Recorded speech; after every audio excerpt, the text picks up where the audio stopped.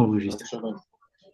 Et donc, shalom shalom à tous et shalom shalom aussi à celles et ceux qui vont suivre en rediffusion, enfin, quand cette vidéo sera publiée. Donc, donc, nous nous sommes arrêtés donc dans notre limoud la dernière fois sur l'apprentissage et surtout la construction au niveau spirituel, ruhaniyut, de la compréhension de ce qu'est achila, manger. Et nous avons ouvert pas mal de livres. Nous avons ouvert Sha'ar Mitzvot, non pas Sha'ar Mitzvot, Sefer Likutim, vraiment, et aussi Ben Ishraï, dans l'explication, la compréhension de ce qu'est manger. On a déjà développé, il y a 3 vidéos, donc on est dans la 4e vidéo aujourd'hui, où on essaie, Bezat Hashem, de vraiment comprendre ce qu'est la achila. C'est quoi le but? Quelle est l'intention à avoir? Quand est-ce qu'on doit commencer à faire ces intentions-là? Donc, on a déjà fait tout cela. Donc, on va essayer aujourd'hui d'ouvrir un dernier sujet avant de rentrer dans le vif du sujet, c'est-à-dire maintenant quand on est à table. Parce qu'effectivement, la kavana qu'on a parlé bien avant, c'était vraiment, on voyait que c'est un système qui a commencé bien avant et qui, on va dire, a son moment le plus culminant au niveau de la table, Shulchan, qui est comparé, qui est au même niveau, normalement, qui n'est pas comparé, qui est au même niveau que un misbéach, altar. Comment on dit ça en français? Oui, altar. Ouais, donc, c'est ça tout le but. Shalom Shalom Rabbi Chiaba Koto, bienvenue. Shalom, shalom, shalom. Et il y avait quelqu'un d'autre? Non, donc, et donc là, maintenant, on va je vais juste faire un récapitulatif de la dernière fois. Qu'est-ce qu'on avait vu la dernière fois? On avait vu attendez, quelqu'un qui veut entrer. On était dans l'aspect de Shalom Shalom. Alors, c'était qui? Ah, Shalom Shalom, Mama Orgassienne. Shalom Shalom. Shalom Tivra. Shalom Shalom. Donc, on a abordé la notion de, de, de nitzot, c'est-à-dire les étincelles de sainteté qui sont donc tombées dans ce qu'on appelle la klipa. C'est-à-dire c'est comme un endroit où il n'y a pas de kedusha, de sainteté. Et le but là-bas, c'est justement de récupérer ces nitzot-là dans ce qu'on appelle les klipotes et les écorces, ou les écorces. Et justement, ce processus-là demande ce qu'on appelle les biros, c'est-à-dire un tri. Et on a bien compris que quand on rentre dans la définition initiale et spirituelle de ce qu'est la nourriture, c'est continuer, faire un tri. Donc en fait, c'est un travail qui a été déjà commencé bien avant. Et au moment de manger maintenant, là, c'est toujours le même principe, processus, c'est-à-dire faire le tri. Qu'est-ce que je dois garder? Qu'est-ce que je dois élever? Et qu'est-ce qui doit être éliminé ou mis de côté? Donc c'est toujours cette démarche-là qu'on a déjà creusée. Aujourd'hui, on va aller du coup dans un autre livre de Ari Akadosh. Alors, attendez, on va partager l'écran, qu'on appelle Shahar Agilgulim, ou la porte des réincarnations. Donc, comme vous le savez, dans la Torah, donc vous voyez ici, on est bien dans Sha'ar Hagilgulim. On est dans Agdama Chafbet, 22, donc l'introduction numéro 22. Et comme vous le savez, dans la Torah, on parle de réincarnation d'âme, réincarnation de nefashot. C'est-à-dire que c'est des gimgulim. Tout est expliqué dans ce livre. Là, c'est ce charré-là où Ari Akadosh va rentrer dans les détails de qu'est-ce que c'est que l'âme, comment ça se structure, comment l'âme va en fait faire les tikkunim, c'est-à-dire parce qu'il y a un niveau qui a été altéré et après donc il faudra qu'il revienne de nouveau dans ce olam azil, dans ce monde-ci et qu'il va prendre d'autres neshamot, etc. Donc tous ces systèmes-là, c'est un système très complet et très complexe et encore une fois, ça c'est, on va dire, c'est la partie de l'iceberg que mais c'est déjà une très bonne base pour comprendre et pour avoir cette idée de Gilgul. Donc, nous, on va aller de nouveau. Donc, du coup, c'était Agdama Raf Bet, qui est ici. On va aller dans cette introduction-là, où il va parler d'un sujet qui va être en lien avec la Kavanat Akhila, justement. Donc, il dit comme ça. Medaberet be'inyan onesh ha-neshamot shel ha-reshaim. Nous allons parler, il dit, des punitions des âmes de ceux qu'on appelle Reshaim. Donc, comme on le sait, les Reshaim, ce sont les personnes qui n'ont pas, on va dire, qui n'ont pas respecté les 613 mitzvot et donc soit qui ont transgressé les 365 mitzvot négatifs, l'ota'asé, et qui n'ont pas non plus, qui ont dénigré, on va dire, ou n'ont pas fait les mitzvot positifs qui sont au nombre de 248.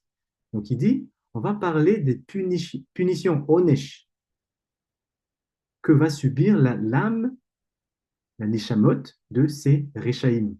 Donc on comprend par là que lorsqu'on parle de Rechaïm, on parle bien de personnes qui sont censées respecter ces lois-là, mais qui l'ont transgressé et qui n'ont pas eu le temps, malheureusement, de faire teshuva, de faire repentance avant qu'ils ne quittent ce monde. Donc, tout le but ici, c'est pas, en fait, le terme ici, c'est onesh, c'est-à-dire punition. Mais le but de la punition, ce n'est pas dans le Chazé Shalom, le plaisir de punir, non. C'est que c'est tout un système qui a été mis en place pour toujours récupérer, essayer de récupérer même ceux qui sont Rechaïm, ceux qui ont transgressé, qui n'ont pas pu faire Teshuvah avant. Donc après, donc, on continue, dit.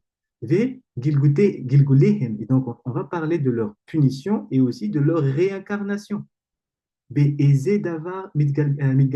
Dans chaque situation, donc, il va dire ici, dans les situations qui sont possibles pour ces âmes qui n'ont pas fait de la teshuva, la repentance, de revenir en Gilgul. Après, il dit quoi? Ve'ata echatuv me'ata be'inyan onesh aneshamot shel areshaim ba'olamazé. Donc là, il dit, on va juste toucher un petit mot par rapport aux punitions des âmes, des Rechaim, donc ceux qui sont méchants, on va dire, mais dans ce monde-ci, Baolamazé. Donc, il dit, chez Midgalgelim, ou Baim be Kama Gilgule les Chaper Avonam. En fait, il dit, sachez que un homme ou une femme, non, mais un être vivant, un humain, qui n'a pas pu faire de teshuva avant sa mort, il dit, et que du coup il est appelé rachat, à ce moment-là, il doit se réincarner, il doit revenir de nouveau dans ce monde pour réparer les fautes qu'il a fait, les fautes, c'est-à-dire les péchés avon, c'est les transgressions qu'il a fait.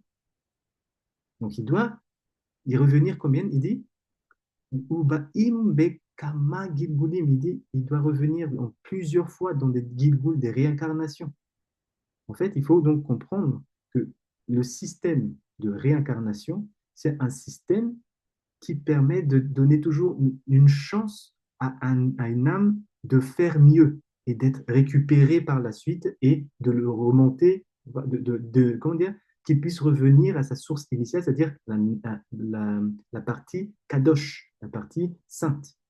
C'est ça le but des Gilgulim, on apprend ici, de Ari Akadosh. Après, donc, il dit quoi? Veda, sache, qui keme'at en adam ba'aretz asher yemal'et megilgulim elu, veda, qui hine a reshaim achar mitatam nichnasim bageinam ou mekabliin sham onesham. Il dit, première chose, euh, il est conseillé pour on va dire, oui, pas conseillé. Lorsqu'on est dans le sujet des Rishaïm, en fait, lorsqu'il va du coup, au moment de sa mort, il va passer au niveau de ce qu'on appelle le Gehinam, qui est traduit par l'enfer. On va garder le terme Gehinam. Et que là-bas, il va recevoir, c'est quoi? C'est punition. En Hacham. Donc, encore une fois, c'est le Onesh. Et le but là-bas, c'est pas, encore une fois, c'est pas le prendre comme étant une punition parce que voilà, tu as fait ça. Donc non, c'est en fait, il y a une action qui va être enclenchée par rapport à ce qu'on a fait sur cette terre. Il n'y a pas d'action qui est, on va dire, motivée par une vengeance ou par juste le plaisir de faire mal. Non, c'est pas ça. C'est qu'est-ce qu'on a fait dans ce monde et à partir de ce qu'on a fait, ça va enclencher un système qui va en fait prendre en charge ce qu'on a fait et réparer, parce que toutes les actions qu'on a faites, par exemple, surtout si on est on a transgressé, ça abîme l'âme qu'on nous a prêtée dans ce monde. On a prêté une âme, on devait en prendre soin. À la fin, il faut restituer comme on l'a reçu. Et c'est au niveau de cette image-là, c'est-à-dire, il y a un âme qui a été abîmée. Si on arrive à le réparer pendant qu'on est en vie et qu'on est conscient qu'on doit réparer, quoi, la cavote, c'est bien. Et d'ailleurs, c'est ça tout le but. C'est pour ça qu'on fait des tikkunim, c'est pour ça qu'on fait des jeûnes. C'est pas pour dire qu'on est des meilleurs que les autres parce qu'on prend sur nous des jeûnes, etc., ou on vit, etc. Non, c'est pas ça. C'est que le but, c'est qu'on est conscient qu'on est en train on nous a mis à notre disposition une âme, quelque chose de très précieux. Et parce qu'on est aussi des humains, on en dommage, on le salit. Donc le but, c'est de toujours le nettoyer, nettoyer, nettoyer et essayer de le rendre aussi étincelant qu'au début. Et si on n'arrive pas à faire ça pendant notre vie, en fait, c'est là le passage du Gehinnom, il dit. Parce que c'est là-bas, il va recevoir ses punitions. Mais ce n'est pas une punition, c'est pour réparer, encore, enfin, c'est-à-dire, il y a une possibilité de réparer cette âme qui était détruite, qui était salie. Ou mitraper la haine, donc c'est ce qu'il dit là-bas. Onash, et pour les rapères, c'est comme ça vient de Kippour, Kapara, c'est pour ah mince, comment on traduit les rapères. Pour, attendez, attendez, on va juste chercher, j'ai pas le mot qui vient là en français. Euh,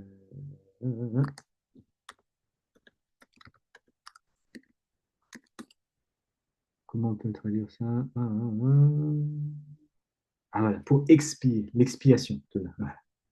L'expiation, les rapères. Après, donc, il continue. Ou mishpatam yud bet chodesh. Donc, il dit, sachez que le passage au Gehinnom pour un âme d'un rachat, il dure 12 mois. Alors, il y en a qui disent 10 mois, il y en a qui disent 12. Ici, dans le texte de Arya Kadosh, il dit 12. Il y a les attachés. Parce qu'en fait, c'est pas que si vous entendez dans d'autres textes que c'est 10, comment dire, ça ne se confronte pas, c'est pas opposé. C'est que en fonction de comment la réparation s'est faite, on peut sortir au bout de 10 mois ou il faut attendre 12 mes attachés. Donc, tout ça pour dire, il va être jugé pendant 12 mois. ויש רשעים שכתוב בהם ואת נפש אויביך יקלענה בתוך כף אקילה, כף אקילה. Après, il dit, il y a une autre catégorie de rachats, de Réchaïm, dont il est dit concernant leur nefesh, qu'il dit, Ve'et nefesh oyevera, et les âmes de tes ennemis, qui soient détruites ou en tout cas envoyées dans ce qu'on appelle Kaf Hakela. Tout le monde a déjà est-ce que tout le monde a entendu déjà parler de Kaf Hakela? Oui, j'ai déjà entendu le mot, Moi, non. mais c'est sans dessus. Enfin, c'est embrouillé, non? C'est pas quelque chose Alors attendez, on va de justement, style, hein. on va le prendre ici. Attendez, on va le trouver parce qu'en fait, ça, si je ne me trompe pas, c'est Yirmiyahu ou Yirkeskel. On va juste trouver. Shalom Shalom, Rabbanit Caroline Shalom Shalom. Attendez.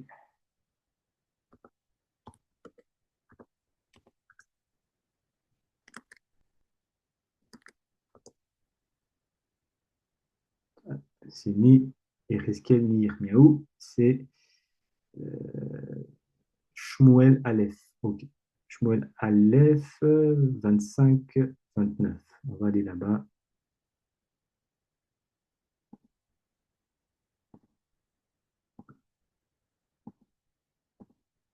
25, 29. Donc, on va partager ici l'écran et on va lire ensemble. En fait, ça vient de ce passage-là de Shmuel, Samuel 1, 25, 29. Il dit que si on s'avisait de t'attaquer et d'en vouloir à ta vie, l'existence de mon Seigneur restera liée au faisceau des vivants que protège l'Éternel ton Dieu, tandis qu'il lancera au loin la fronde, celle de tes ennemis. Aïe. C'est pas, on va dire, l'idée est là, mais la traduction est, on va dire, c'est pour que ce soit on va le lire en hébreu. Vayakom Adam lir dafra ou levakesh et nafshecha. En fait, de quoi il parle ici? Je crois que c'est la. Attendez, c'était par rapport au. On va juste regarder le contexte parce que là, il faut avoir ce contexte-là. C'est Shmuel qui parle. Ah, par rapport à Abigail et David. C'est l'histoire de Abigail et David. Donc, attendez juste, on va revenir ici. 29 ici. Notez 29. Donc, en fait, il dit quoi? Que si on s'avise, donc là, ça c'est une bonne traduction, que si on s'avisait de t'attaquer et d'en vouloir à ta vie, ou les vakesh et nafshecha, et de demander ton nefesh, mais ayeta nefesh adoni, et que c'était justement ton nefesh de Adon, tserura bitzror achayim. Comment ils l'ont traduit ici? Oui, tzror, oui, on va dire c'est faisceau. On va regarder cela. Donc il dit, l'existence de mon Seigneur restera liée au faisceau des vivants. Ok. Oui, Rabbanit Karine, oui, allez-y. J'ai trouvé une définition du kafakela. Ils disent qui est souvent considéré comme un état intermédiaire de purification avant le guéhinnom, contrairement au guéhinnom où l'âme est purifiée par le feu spirituel. Le kafakela est une punition où l'âme est ballottée entre différents royaumes et tourmentée par des forces destructrices. Toda, Toda Rabba pour cette définition. Et Baruch Hashem, merci beaucoup pour nous avoir du coup, partagé cela parce qu'on va du coup voir ce qui, ce que dit, ce que nous apprend un sage et ce qui est dit en public. On va voir justement qu'est-ce qui le différencie. C'est-à-dire les paroles d'un sage et les paroles de là-bas. Non, c'est pas que je dis que c'est faux, hein. C'est juste que c'est des définitions qu'on entend et qu'on n'est pas, on peut le lire à l'extérieur. Mais on va voir maintenant, on est dans la source des livres. Donc voilà, donc il dit Betor Kafakela, c'est en fait, c'est une nefesh de tes ennemis, ils vont dire Yekala, c'est-à-dire là aussi, attendez. Je vais juste prendre, on va prendre la traduction parce que là, même ici, il y a un petit doute en français. Comment juste on trouve ça? Donc, vous voyez bien que j'utilise un Morpix, hein, c'est je vous conseille d'utiliser parce que à chaque fois, même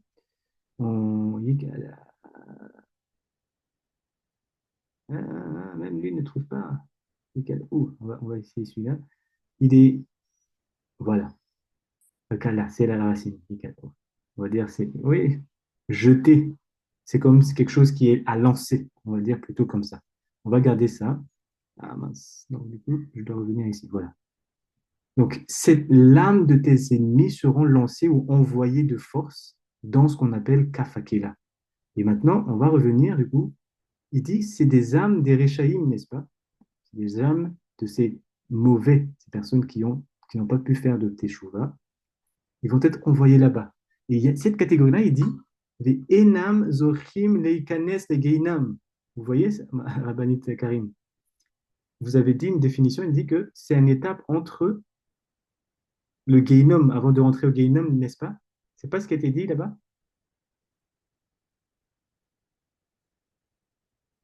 Le micro, je ne sais pas si vous parlez. La définition que vous avez tout à l'heure, c'était bien, c'est une étape avant de rentrer au Gehinam, n'est-ce pas? C'est un intermédiaire, À intervenir. un état intermédiaire Voilà, de purification. d'accord. Toda, toda, Rabba. Ici, il dit quoi? Sachez que ces genres d'âmes-là, ils n'ont même pas le mérite de rentrer au pas au au Gehinam. Normalement, ça doit nous faire sauter. C'est-à-dire que, ah, c'est un mérite de rentrer au Gan Eden. Pardon, pas au Gan Eden, au Gehinam. Oui, il faut avoir du mérite pour pouvoir rentrer effectivement au Gehinam. Mais on continue. Achar Petiratam. Et donc il dit, ces âmes-là, ces âmes de ces rachats-là, ils n'ont pas eu le mérite de rentrer au Gehinam après qu'ils aient quitté ce monde, qu'ils soient morts. Les Mrak Onan, pour en fait réaliser et recevoir par rapport par rapport à la gravité, en tout cas, de leur action, c'est-à-dire leur transgression. Avonam. Omnam, nefasham, olchet, mais dar'e al dar'e, begilguleim, meshunim. En fait, il dit, c'est quoi Kafakila? Leurs âmes vont être entraînées dans ce qu'on appelle des dimensions, des niveaux sur niveaux de quoi? Réincarnation méchonime. Méchonime, c'est quoi? Bizarre, étrange. Ad yimrak anashu ktsat ve yochelet leichanes acharkar begeinom.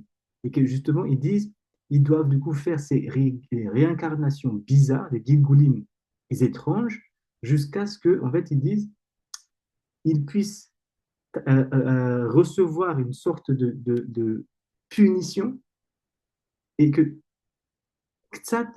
donc une Ça sorte coupe, ça a coupé un peu. pardon. Alors, où est-ce que ça a coupé, pardon, excusez-moi. Est-ce que là, ça revient ou pas? C'est revenu ou pas? Si, on t'entend, Chief Rav. Ah, d'accord. Les attachés. Toda Rabba, Mama Ogassienne. Donc, du coup, on avait dit ça. On avait dit, on était là. Il dit, il doit passer par des réincarnations étranges pour recevoir, du coup, d'abord les punitions et qu'après, quand il aura fait, il aura passé au de temps là-bas, il va pouvoir maintenant rentrer au Gehinam. Donc, là où on rejoint du coup ce qui a été dit là-bas, c'est que avant, il n'a même pas le mérite de rentrer directement au Gehinam, il doit aller à un endroit qui est du coup, ça veut dire quoi? Beaucoup plus dur, beaucoup plus violent, beaucoup plus, on va dire, plus bas que ce qu'on appelle l'enfer, que l'on appelle justement, on a traduit enfer, mais le Gehinam. Donc, rendez-vous compte de ce qu'est ce kafakela. C'est quoi ça? Oui, Maman Rogassier. Chief Rav, réincarnation plus basse que Mhm. le Gehinam. Ne le prends pas mal, hein, c'est une question dont je cherche à savoir. Non, pas de Est-ce souci. que ce n'est, oui, est-ce que ce n'est pas le cas de se réincarner dans un autre état d'être que Mhm. auquel on était au départ? Donc nous, en tant qu'être humain, donc on se réincarnait dans l'humanité en tant qu'être humain. Mais Mhm. plus bas, ce ne serait pas à travers les plantes ou bien l'état bestial en tant qu'animal. Mhm. Toda. Bah non, c'est pas une question pour que je prenne mal. Non, c'est pas ça. On est justement en dans ce sujet-là. Et c'est exactement ce qui se passe ici. En fait, ces Gilgoulim étranges, c'est, comme a dit Mama Rogassienne, parce que du coup, on le sait, ça dans la culture, donc on l'a toujours directement dans l'âme, c'est quoi? C'est les autres niveaux en dessous. C'est-à-dire, les top on va dire, le top réincarnation, c'est quand on était humain et on revient pour réparer, mais au niveau toujours humain. Ça, c'est, mais on va dire, le Rolls-Royce, si on peut utiliser ce terme, des Gilgulim, de la réincarnation. Dès que on est, si on n'a pas le mérite d'avoir ça, on sera du coup repasser dans d'autres Gilgulim, c'est-à-dire réincarnations étranges. C'est quoi ça? C'est ce qu'a dit Mama Rogassienne, soit en animal, soit en végétal, soit en minéral. Parce que les minérales aussi peuvent. Il y a des neshamotes là-bas. C'est pour ça que le, ça a été malheureusement, pas malheureusement, mais ça a été intentionnellement tourné comme étant quelque chose de négatif. L'animisme dans la culture africaine. Et en fait, l'animisme, c'est pas qu'on prie ou on croit que c'est quelque chose qui est vivant. Non, on sait très bien le système que Hachem a créé. C'est-à-dire que même dans cette pierre-là, dans ce sel-là, dans cette eau-là, il y a des âmes. Mais c'est quoi ces âmes-là? C'est des âmes de Rechaïm qui se sont réincarnées dedans. Oui, maman, on va s'y inquiéter. Frère, excuse-moi encore Ouais, pas de souci. On dirait, oui, je crois qu'on dirait que c'est comme si tu étais déjà en train de répondre à ma question quand tu as parlé des minérales. Parce Mhm. qu'on sait que dans les eaux, il y a des entités, il y a des esprits. Sûr. Mais Bien il y en sûr. a des entités qui sont positives et Voilà. d'autres négatifs. Alors maintenant, pour ceux qui sont allés dans un état bas, dans les Mhm. minérales, c'est quel genre d'eau? Je comprends vraiment pas bien. Parce qu'on sait qu'il y a l'existence des eaux thermales. Vous voyez, comme chez nous en Afrique, on a des eaux qui sont en Mhm. train voilà, on peut mettre une pomme de terre, elle cuise. C'est quel genre de minéral Mhm. exactement? Les eaux courantes, c'est dans quel état exactement? Excuse-moi, Chifra. Et justement, on va construire ce qui est écrit ici, on va justement aller là-bas. Donc c'est pour ça que, mais vous avez, Maman Racine, tu as compris qu'on allait là-bas. Donc, Kol HaKavod, Chazak Ovahu. On continue du coup et on va voir jusqu'où la réponse par Ari Akadosh. Donc il dit comme ça. Ad yimchok enosh ktsat veyuchal leichanes acharka vegeinam. Yud bet chodashim. Donc après seulement ces passages-là qu'il y a donc, soit minéral, végétal et animal, lorsqu'il a rempli seulement on va dire les punitions il doit recevoir, après seulement il aura le mérite de rentrer au Gan Eden, au Gan Eden, hein, au Gehinnom, et là-bas il doit du coup repasser encore 12 mois avant les Itraper Gamré, pour la réparation et la réparation totale. Donc, il aura fini, complété sa réparation lorsqu'il aura passé de nouveau au Gehinnom. ולולאי אין זמן קצובה, כי לפעמים ינחו בגלגולים ההם 20 שנים, או 100, או 1,000, והכל תלוי בכפי ערך העוונות שעשה בתחילה בעולם הזה. Donc après, il dit quoi? Ça, maintenant, c'est une autre définition qu'il faut comprendre de ce que c'est, pourquoi la kafakela est terrible. Parce qu'il dit, sachez que une âme qui a le mérite de rentrer au Gehinnom, c'est-à-dire l'enfer, on sait qu'au bout de 12 mois, il doit en sortir et qu'il a fini sa réparation. Mais ceux qui se sont réincarnés dans les autres états, c'est-à-dire animal, végétal ou minéral, leurs réparations peuvent être, on va dire, il dit ici, ils peuvent se réincarner pendant Esrim Shanim, 20 ans, ou Mea, 100 ans, ou Elef, 1000 ans. C'est-à-dire qu'on ne sait pas quand est-ce qu'on va pouvoir monter, quand est-ce que la réparation ou la punition sera complétée. Il dit, ça dépendra de ce qu'il a fait comme faute quand il était dans ce monde. Donc, il y a des pierres, par exemple, qui depuis 10 000 ans, 30 000 ans, 40 000 ans, ils sont là et ils attendent qu'à un moment, il y a comment dire, ils puissent être élevés. Parce que le but, c'est justement, il va expliquer, on ne va pas pouvoir aller plus loin, mais en fait, c'est vraiment pour avoir cette base-là. Mais il y a des systèmes. Il va expliquer, alors je vais juste résumer ici. Si on comprend cela, donc les âmes que nous avons dans la nourriture, c'est-à-dire soit le sel ou l'eau, ou soit les patates et tout ce qui est végétal, soit l'animal. C'est quoi ces âmes-là? Là, il nous dit c'est des âmes de Rechaïm. Donc, est-ce, lorsque un sage comprend ça, lorsque nous apprenons ça et qu'on le sait maintenant, en fait, il y a une autre manière un rapport autre à la matière et surtout à la nourriture. Parce qu'on sait qu'en fait, c'est des âmes de Réchaïm, c'est-à-dire que leur trait, c'est-à-dire, attendez, on va compléter avec une autre notion ici, juste pour être bien clair. Dans Sha'ar Kedusha, attendez, je vais prendre Sha'ar Kedusha. Euh,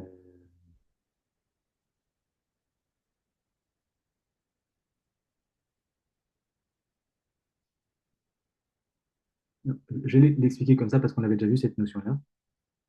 Il dit, dans Sha'ar Kedusha, il y a ce qu'on appelle le Nefesh Yesodi. Vous vous souvenez? Le Nefesh Yesodi, on trouve là-bas les Midot, Tovot et Raot, c'est-à-dire les traits de caractère qui sont bonnes ou mauvaises.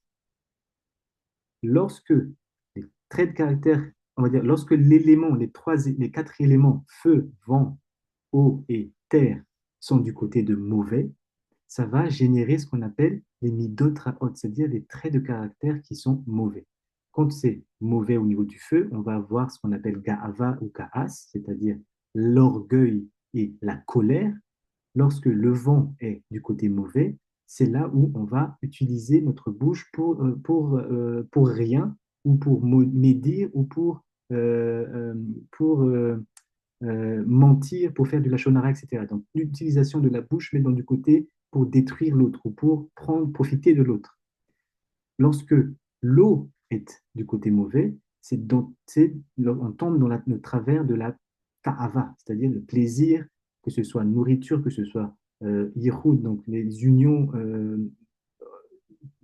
c'est-à-dire le plaisir, désolé pour le terme, mais le plaisir de l'union, voilà, et tout ce qui est l'amour de la gashmi, de la matérialité. Donc cela entraîne le vol, etc. Donc, tout ça. Et le dernier, quand c'est la terre, c'est l'état dépressif, l'état où on est abattu, l'état où on est euh, dans la tristesse. On n'est pas capable on n'est pas en capacité d'apprécier ce que l'on a. Et du coup, on est dans la dépression. Donc en fait, tout ça, c'est du côté du mauvais. Lorsque c'est du côté du bon, du coup, c'est l'opposé, c'est-à-dire l'humilité, le silence, le précieux, c'est-à-dire l'ascétisme et la joie constante. En fait, ces deux éléments qui sont contenus dans ce qu'on appelle le nefesh hayesodit, ou l'âme fondamentale, on les retrouve, dit Rabbi Chaim Vital dans Sharak Kedusha, dans les quatre éléments, les quatre domaines, pardon, minéral, végétal, animal et le parlant, c'est-à-dire l'homme. Ça veut dire quoi? Lorsque une âme d'un rachat, d'un mauvais, celui donc qui est mauvais, il tombe dans ces domaines-là. S'il est rachat, ça veut dire quel trait de caractère est dominant, essentiel dans ces âmes-là. Est-ce que c'est le côté positif ou le côté négatif? Si c'est un rachat, Négatif. Daraba, c'est le côté négatif, c'est-à-dire que tous les traits de caractère qui sont mauvais, c'est ça qui a fait qu'en fait, il ne mérite même pas le Gehinnom, parce qu'il doit se réincarner dans quoi? Dans la nourriture. Donc, lorsqu'on mange et qu'on mange justement ces âmes qu'on appelle de rachat, si on ne se protège pas, dès qu'on finit de manger, il va activer quoi? Ou il va donner la force à quoi? À notre trait de caractère qui est mauvais aussi. C'est pour ça que certaines nourritures, comme par exemple, on cuit de la viande, mais on le laisse saignant comme ça. On mange ça, qu'est-ce qui va se passer? La ta'ava monte après. C'est-à-dire que c'est même rentré dans la culture, on va dire, européenne, occidentale. C'est quoi? Lorsque un couple va en soirée, et il invite sa femme, on va dire, ou la fille au restaurant. Ils vont manger, c'est-à-dire il y a viande, il y a le vin. On sait très bien que ça, à la fin, il y a une action derrière. Et ça fait monter la ta'ava, le plaisir, l'union de la chair. Ça, c'est un exemple. Si quelqu'un, par exemple, aime manger du piment, quelque chose qui est vraiment pimenté, ça fait monter de la ga'ava, la colère. C'est-à-dire que ce n'est pas par hasard, c'est une connaissance et une sagesse que nous avions, nous, à l'époque, quand on parle justement que pas les chrétiens, mais les occidentaux disent, ah, c'est des cultures animistes, ils voient de l'âme partout. Oui, et en plus, on savait interagir avec. On savait que si à un moment il fallait ça, on va manger certaines plantes spécifiques parce qu'on sait que là-bas, il y a des. Enfin, c'est-à-dire, là c'est toute une science, une connaissance énorme. Mais pour dire quoi? Lorsqu'on va manger du coup et qu'on est conscient de ça, on ne va pas sauter dessus directement. Et d'ailleurs, entre parenthèses, aussi notre on va dire, sod que l'on va partager, si il y a une assiette qui nous arrive et que d'un coup, on a cette envie-là terrible de le manger, c'est-à-dire qu'il y a un appétit et il y a la salive qui commence à monter, il faut savoir que ça, c'est déjà l'effet de l'âme qui est à l'intérieur. Et on sait que lorsqu'on va le manger, la ta'ava, le plaisir va avoir beaucoup de force. Et que ça va entraîner, on le sait, à faire des actes qui sont liés au plaisir. Attendez. Exactement, oui, Maman Rogassienne, la viande doit être bien cuite. C'est parce que justement, nous, dans notre culture, on n'a jamais eu cette culture de manger de la viande, on va dire cuite, on va dire, c'est quoi, comment on dit? Bleu, saignant. Ce n'est pas dans notre culture. C'est pas, voilà, c'est pas dans notre culture. Ça ne veut pas dire que c'est mauvais. C'est-à-dire que eux, peut-être qu'ils arrivent à gérer ou ils n'ont pas cette relation-là, mais dans notre culture, en tout cas, moi, ça je peux pas manger quelque chose où c'est saignant déjà. Donc, déjà d'achat. Mais tout ça pour dire quoi? Donc, la nourriture et l'âme qui est à l'intérieur, c'est des âmes de Rachaïm. Il faut le comprendre, ça. C'est des rachats. Et que, d'où la kavana. Oui, Mama Rogassienne. Excuse-moi encore, Chifrava, parce que je cherche à savoir. Excuse-moi de poser autant de Non, questions. non, pas de souci. On est là pour Oui, ça. oui. Donc, alors, au moment, lorsque l'on fait nos bénédictions par rapport aux différentes consommations, Mhm. donc automatiquement, on se protège. Toda, All right. lorsqu'on fait les Mm, bénédictions, en fait, il mm, faut rajouter cette intention que vous venez de dire. Au minimum, l'intention minimum qu'on peut faire, c'est je vais mm, manger, je vais ingérer, mettre en moi et être avec moi ces âmes-là de rachat. Je mm. demande la protection d'Hachem. Ok. Protège-moi. Ça, on peut dire chez Akol, Nia Bidvaro, mais quand je dis chez Akol, je dis protège-moi aussi comme ça, l'âme qui est là-bas, l'influence qu'elle a, elle va être minimisée et que Mm, j'arriverai du coup, en faisant du coup d'autres cavanotes et d'autres travails, à l'élever. Et ce n'est pas cette âme-là qui m'influence, mais c'est moi qui suis maître de mon corps et que je dois l'aider à monter. Oui, maman, Karine. Ah, non, Karine. Vous venez de répondre. Voilà, Ah, les bénédictions, c'est pour se protéger, mais c'est aussi pour réparer l'âme des réchaïm qu'on ingurgite. la réparation se fait pas par rapport à la bénédiction. La bénédiction, c'est vraiment pour la protection. La Alors, réparation se fera, et on verra par la suite, mais du coup, on le dit maintenant, se fera lorsque, à chaque fois qu'on mange, donc c'est-à-dire qu'il y a un repas, l'entrée et le repas, donc c'est le CDR d'un repas, on doit faire une limud Torah. Il n'y a pas un repas où il n'y a pas de limud Torah, c'est-à-dire l'étude de Torah sur la table. On ne peut même pas concevoir de ne pas faire d'études, c'est-à-dire si on mange, comme vous souvenez de Pirkei Avot, où il parle, J'allais dire, voilà, ça c'est pire Ken, qu'Avot, ça. voilà, Todarabah. On peut Qu'est-ce pas qu'il dit là-bas? manger sans parler de la Torah. Que dit ce Pirkei Avot, Rabbi Yochanan? Attends, je vais le prendre. Mhm.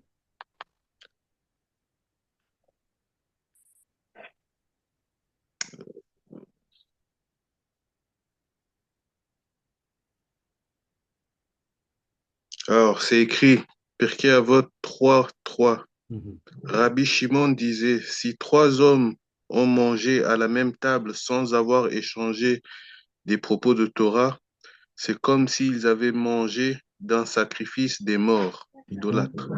Todarabah. C'est exactement ça. Et qui c'est qui nous délivre ce message-là, cette sagesse-là? Rabbi Shimon Bar Yochai. Oui, Todarabah, Rabbi Yochanan, oui, Rabbanit Karim. oui, Toda, mais si je mange toute seule, Mhm. euh, comment je peux faire un limud Torah toute seule Toda pour à ce moment-là pour réparer? En fait, ici, il disait, les, c'est pas il disait, dans la loi de Ari Akadosh et du Ben Israël, on dit, c'est quoi le limoud qu'on on peut faire à ce moment-là? Le limoud, c'est Mishnayot, si on arrive à lire les Mishnah, c'est-à-dire même si on ne comprend pas, mais on arrive à lire en hébreu, en fait, c'est le fait de le lire en hébreu, des Mishnayot spécifiques, par exemple à Shabbat, vous savez, si vous avez on va dire des siddur, des livres de prière un peu plus, on va dire, un peu plus avec des cavanotes, vous verrez, il y a toujours des Mishnayot à lire avant et après, ou avant et pendant le repas. Mais si on n'arrive pas à lire, il dit au minimum les Tehillim, lisez un Tehillim. Encore une fois, si on ne sait pas encore lire en hébreu, lisez les Tehillim les psaumes en français. Mais lisez-les, mettez une Dvar Torah, une chose de la Torah, parole de Torah lorsqu'on mange. Une Tehillim, et c'est fini. Par exemple, lorsqu'on va manger du pain ou boire du vin, on dit toujours le Tehillim Mizmor les David. Pourquoi on fait cela? Certes, il y a des cavanotes spécifiques aussi là-bas, mais le fait juste de dire ça, ça enclenche et la protection de soi et aussi l'élévation de l'âme. Mais il faut rajouter des télim. Lisez des télim pendant le repas ou même après que vous avez fini et avant de faire Birkat Amazon. Comme par exemple, avant de faire Birkat Amazon, il y a le télim, l'amnatsea, binginot mizmor-sir. C'est le télim qui est en forme de menorah, de candélabre. Tout ça, c'est des limud Torah, les attachés. Donc, Toda Rabba. donc là, si on comprend tout ça, c'est quoi? C'est quoi donc du coup? Donc ces âmes-là, il faut d'abord que nous nous protégeons. Parce qu'en fait, là, on rentre dans une notion qui est discutée par pas mal de personnes sur ce qu'on appelle le libre arbitre. Le libre arbitre, chez un Mekoubal, un sage, il n'est atteint que si tu sais comment manger. La question, c'est pourquoi? Parce qu'à partir du moment où on ne sait pas manger, en fait, le sage il dit, ne viens pas me dire que tu as un libre arbitre, que tu as pu choisir. Non. Parce qu'en fait, une personne qui ne sait pas manger, c'est-à-dire qui ne sait pas protéger en mangeant, 99% 90% de ce qu'il va faire après est influencé par l'âme qu'il vient de manger. Donc, est-ce que tu as eu le choix? Non. Il n'y a pas de choix qui s'offre à nous face à une situation. Si on doit faire le bien ou le mal, si on n'a pas fait, non, si il y a un choix qui est devant nous, quelqu'un qui peut dire maintenant c'est moi qui ai pris ce choix-là et non pas quelque chose d'autre, c'est quelqu'un qui s'est protégé de toutes les âmes qu'il a pu intégrer en lui. Parce que c'est quoi ces âmes-là? Ils vont où? Ils vont dans le sang, n'est-ce pas? C'est ce qu'on appelle les nutriments. Mais le sang, c'est quoi? C'est l'âme de la personne, c'est notre âme. Donc, on est en train d'accueillir des âmes de Réchaïm en nous. Comprenez bien le code. C'est-à-dire qu'on va être un avec ce qu'on mange. Comme dit l'adage, il dit, on est ce que l'on mange. Il y a une sagesse énorme là-bas. On est ce qu'on mange. Parce qu'il devient un avec nous, il devient dans notre sang. Et du coup, la question se pose, si je fais une décision après, qui c'est qui a pris la décision? Qui c'est qui a influencé? Est-ce que j'ai vraiment été, c'est-à-dire, c'était mon libre choix, libre arbitre de faire ce choix-là, ou c'était l'âme que j'ai pas pu protéger, que je me suis pas protégé de cette âme-là, et du coup, le trait, on va dire les traits de caractère mauvais, en fait, ont influencé ma pensée. Donc, quel libre arbitre dont parle-t-on? Oui, Mama Rogassine. Ah, tu es vraiment, je te rends la vie difficile. Ah non, pas de souci, hein, on est là pour ça. J'ai encore une autre question. Et là, c'est vraiment par rapport à une expérience personnelle. Mhm. Mais c'était à l'époque où j'étais dans le ministère de l'autre côté, tu comprends, donc à mes Mhm. débuts. Il y avait une période où j'avais fait pratiquement un songe, c'était près de 3 jours consécutivement, où je voyais dans le songe que, on était en train de retirer de ma bouche quelque chose qui était comme une mousse. Et donc, on était en train vraiment de nettoyer ma bouche. Et Mhm. moi, de prime abord, avant, je n'ai jamais eu un langage perçant, dans le sens que vexer les gens, parler méchamment ou bien quoi que ce soit. Mais Mhm. dans le songe, on était en train de me dire que ma bouche n'est pas pour Kulahim, donc n'est pas pour maudire les gens, mais que ma bouche est pour bénir. Mhm. Mhm. Et quand je regarde un peu dans mon passé, quand j'étais encore un peu plus jeune, avant que j'entre dans le ministère à l'époque, c'était quand je m'énervais, quand donc je disais quelque chose de vraiment par colère, ça Mhm. saisissait aussi facilement la personne. Et Mhm. maintenant, dans le son, je me disais que non, ma bouche là, je n'ai pas le droit de me mettre en colère, Je n'ai pas le droit de dire quelque chose de négatif. Mhm. Et là, donc, on était en train de passer au nettoyage. On a enlevé toute la mousse, toute la mousse, toute la mousse de ma bouche. Et est-ce que ce n'était pas peut-être par hasard à ce que j'étais en train d'ingérer à l'époque ou bien avant? Est-ce que c'est pas dans ce sens-là, Chifrav? Toda Rabba pour le partage déjà. Et effectivement, c'est totalement en lien. Pourquoi? Parce que pourquoi demander à quelqu'un lorsqu'il veut monter dans la spiritualité de jeûner? On comprend du coup le but d'un jeûne, c'est quoi?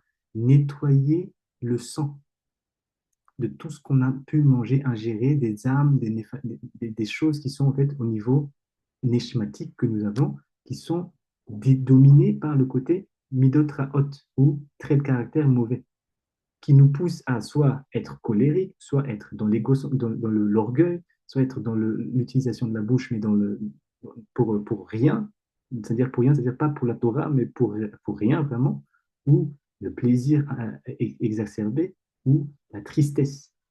Il n'y a que ces quatre éléments-là qui, en fait, il faut pour qu'on puisse, pour que quelqu'un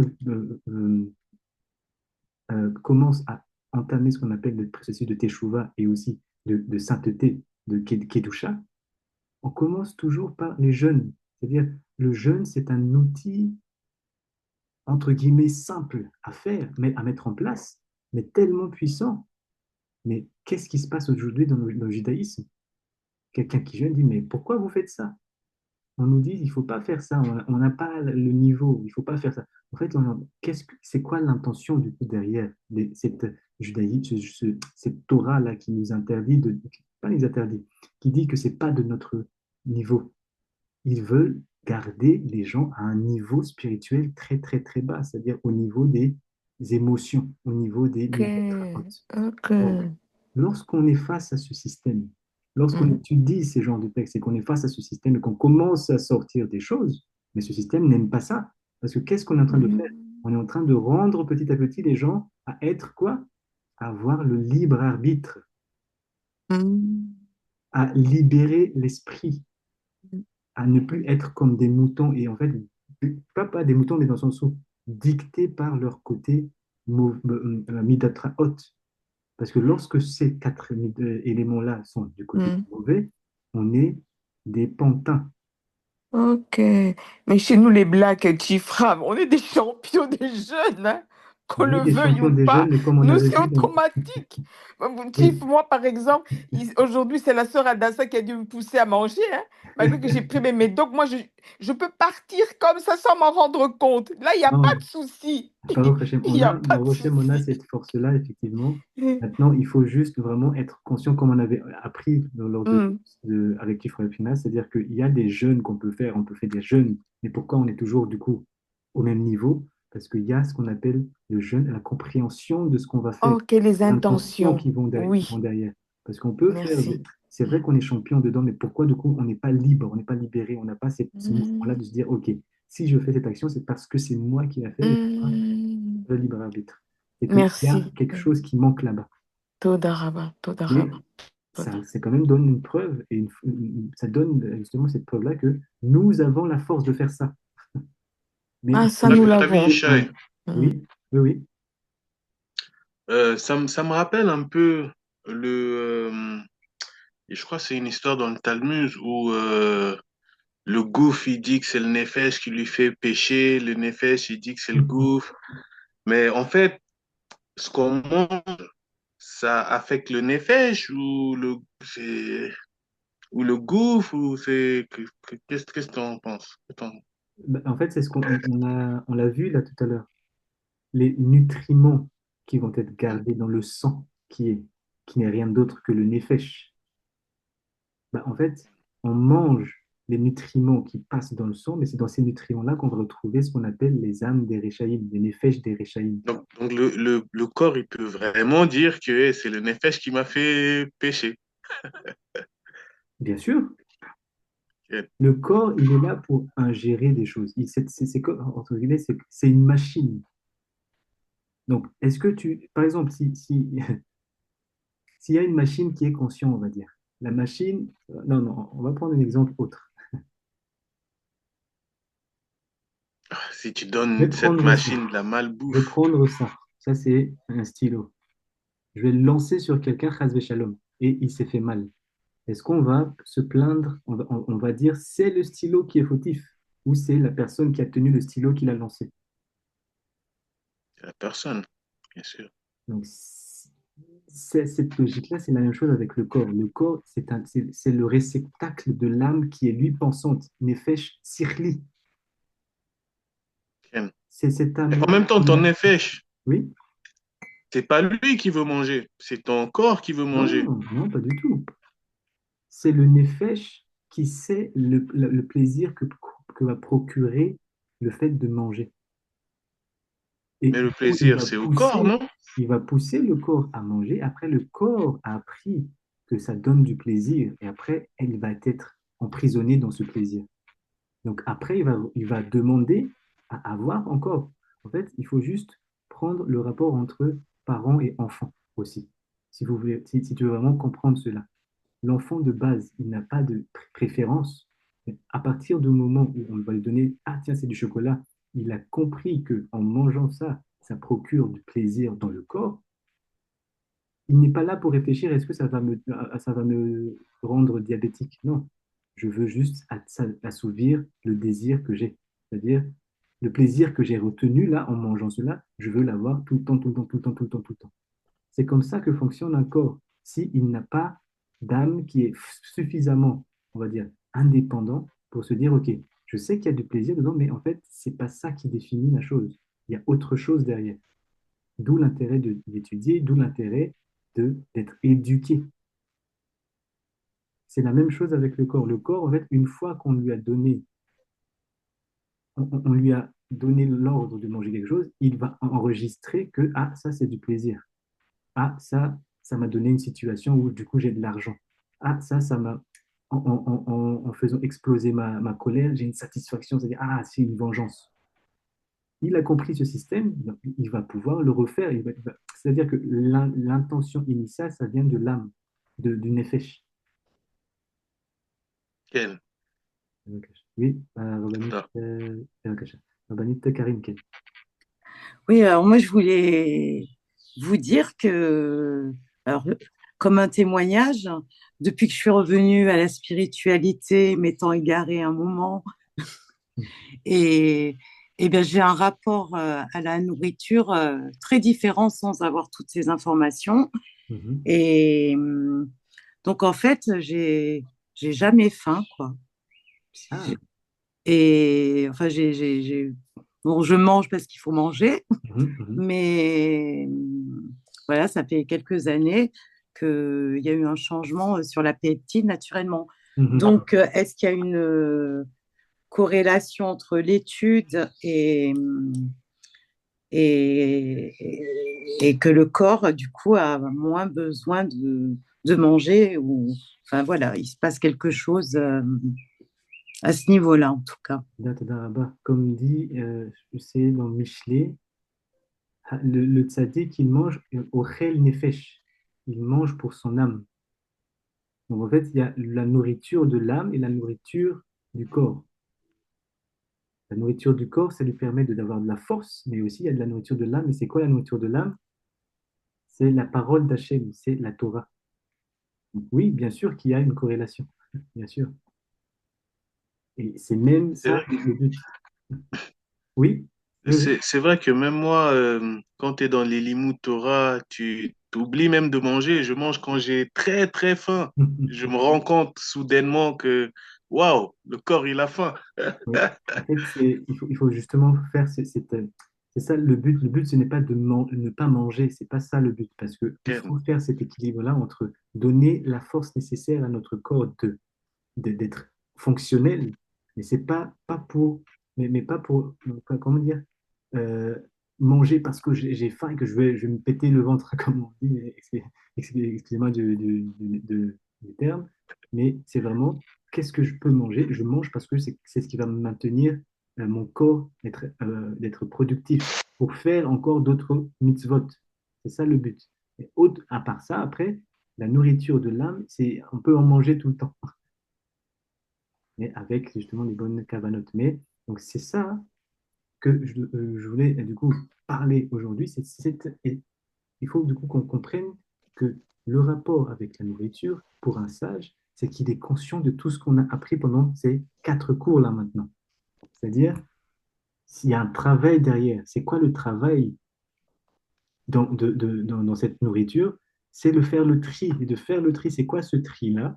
C'est parce que dès que, comme a expliqué Arya Kadosh, dès que ce monde a été créé, Bereshit bara Elohim et Hashamayim et Haaretz, c'est déjà les 7 rois qui sont brisés. C'est ces brisures-là qui vont tomber dans la clipa, c'est ça qu'on doit remonter. Et c'est tout ce code-là se passe à travers quoi? La nourriture. C'est pour ça que dès le premier livre de Sefer Alikutim, Ari Kadosh dit, si tu as compris ce que je viens de te dire, c'est ça ce qu'on appelle la kavana achila amitit. La kavana, l'intention lorsqu'on va manger, mais le réel, c'est-à-dire le vrai, pas autre chose. C'est-à-dire comprends d'abord que quand tu manges, en fait, c'est ça la réparation.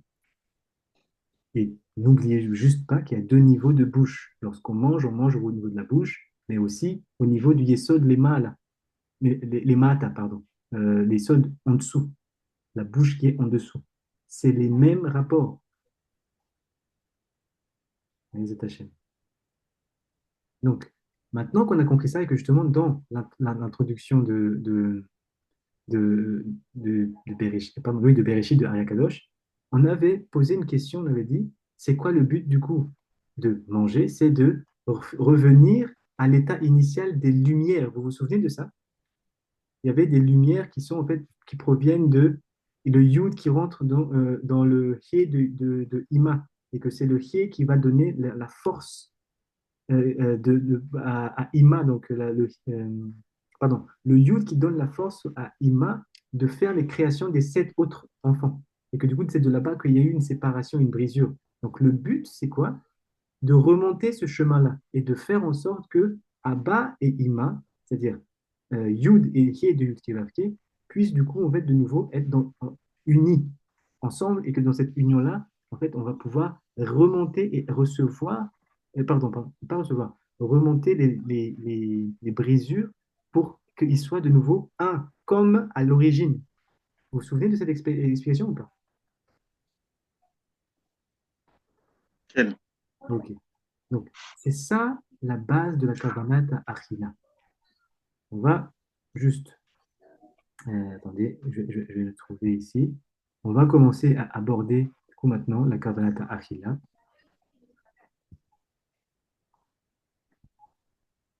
Est-ce qu'il y a des questions déjà sur tout ce qu'on a vu? Est-ce que s'il y a des choses qui sont moins claires, pas trop claires, ou vous voulez encore développer un peu plus? Parce que ça, c'est vraiment tout ce qu'il faut savoir avant de rentrer dans les Kavanot. Oui, j'aurais une question. Donc, en fait, si je vais dire n'importe quoi, je suis au niveau, j'ai un problème au niveau de la shonara. Ah ben, ça va être compliqué la shonara pour manger de l'air. Alors, je vais prendre un autre exemple. Si je suis euh, dans un état dépressif et que je veux arriver à des midotes de joie, Mhm, est-ce que je vais manger beaucoup de fruits de la terre mhm, mhm. euh, et travailler beaucoup ben, j'arrive pas à l'exprimer. Est-ce que, est-ce, Reformuler, changer oui, peut-être de. est-ce qu'en fonction, donc on a dit végétal, animal, minéral, il y a les rachaïm, d'accord? Mais d'un côté. Mais moi, j'ai des midotes à corriger. Enfin, il faut que j'ai des bons traits de caractère. Mhm, mhm. Donc, est-ce qu'on peut se servir des aliments qu'on ingère? Par exemple, si en fonction des aliments, est-ce qu'on peut parvenir à avoir de bonnes midotes? Mhm. Euh, Si je mange beaucoup de légumes, si je mange... enfin, vous avez oui, je compris le vois. sens de ma question? ou pas du tout? Il faut En manger fait, de tout. c'est, il faut pas oublier que les neshamot qui sont dans la nourriture, ce sont des rechaïm. Oui, Donc, la spécificité d'un rachat, c'est que leurs midot ra'ot mauvaise. Elles sont sont raotes. plus fortes que les midot tovot. Oui, mais si je les répare, Mhm, si on les répare avec ce que vous aviez dit, l'Imout Torah, etc., des psaumes, mhm, mhm. euh, La réparation, est-ce qu'elles peuvent oui, oui, être, oui. est-ce qu'elles peuvent être un allié, justement? Enfin, est-ce que ces Neshamot peuvent devenir des alliés En ou fait, pas du tout? avant qu'ils soient des alliés, il faut qu'ils, n'oubliez pas, hein, ce qu'a dit Ari Akadosh, Ah, il faut qu'ils soient en qu'ils Gaïnam. soient d'abord, ils passent Ok. d'abord au Gehinam. Ah oui, Donc, donc ils seulement après, seront. ils vont être réparés correctement et après seulement, il va pouvoir être réintégré, mais dans le système Kilgul homme-homme. D'accord. Donc, Donc, avant ça, ouais. je ne vous conseille pas de Ce ne faire sont pas cure des alliés. de certaines choses pour réparer certains Ah, niveaux. c'est une question qui me venait. Est-ce que Ah non, ouais. mais ça peut être, ça aurait pu, c'est-à-dire, c'est une bonne réflexion. Il y a par exemple, pour faire la médication, médication, oui, médication, il y a certaines plantes qu'on prend, n'est-ce pas, pour guérir. Mais ça, Oui, normalement, ça doit venir toujours lorsque on est vraiment dans le. Je parle de la tradition bantou israélite, hein, mais c'est normalement c'est que la même chose, même dans la Torah. Mais lorsqu'on utilise des plantes pour nous guérir, pour prendre comme étant une tisane, etc., on ne mange pas cela ou on ne boit pas cela si on n'a pas fait teshuva avant. C'est-à-dire qu'on sait pourquoi on est malade. Cette maladie-là, c'est cette maladie de l'âme, c'est-à-dire peut-être que je suis colérique, peut-être que je suis dans le plaisir. C'est ça qui fait que mon corps subit les conséquences de l'âme, de la faute de l'âme. Donc, avant de prendre la plante, je dois faire une teshuva. Mais cette teshuva-là doit aussi en fait inclure, comment dire, euh, cette échauffement-là nous permet en fait déjà quand la nourriture vient, il y a aussi une partie de la plante qui est gérée par des mélachim. Et ça, là, on est maintenant, on est dans un autre volet, mais on est, on va dire, il y a l'âme qui est coincée là-bas, mais il y a aussi d'autres choses qui font que cette plante-là pousse, n'est-ce pas? Elle ne pousse pas à cause ou grâce à l'âme qui est coincée là-bas. L'âme est coincée là-bas, il doit vivre, il doit suivre un système qui s'appelle plante, par exemple. Mais ce qui fait pousser la plante, c'est d'autres entités, d'autres créations d'Hachem, d'autres anges. On peut le dire directement.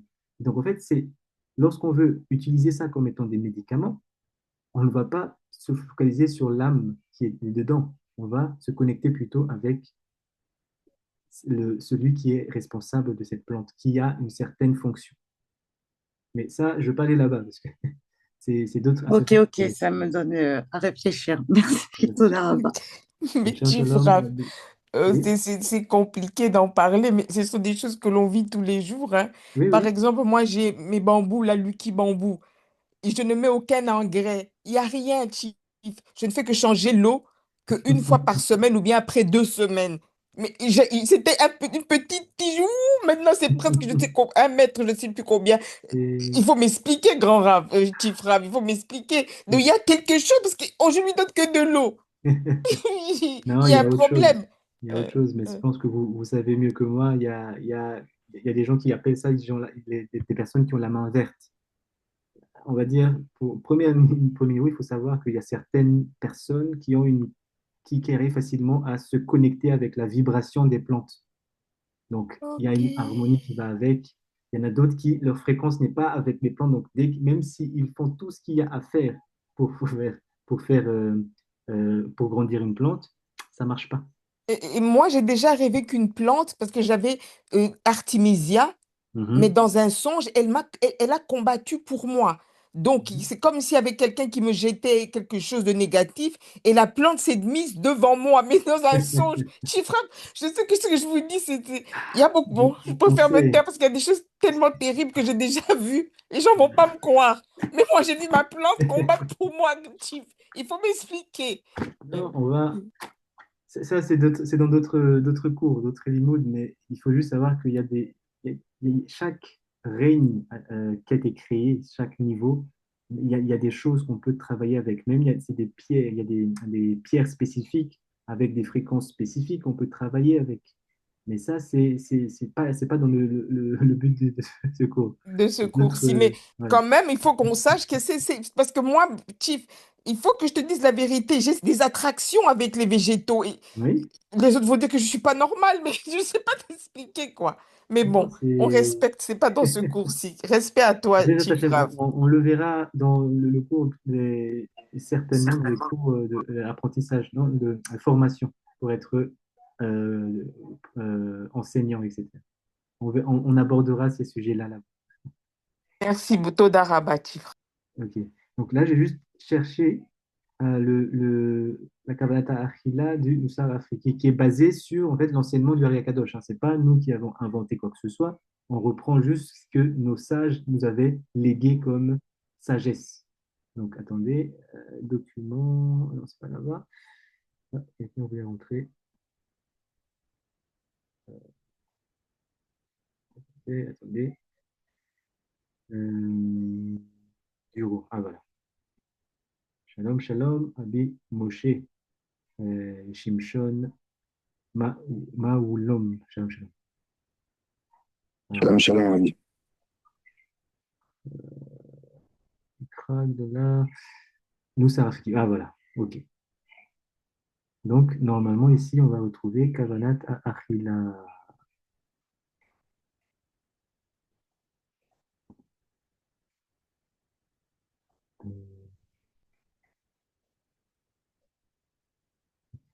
Attendez, on y est presque. Kavanat Cuisine.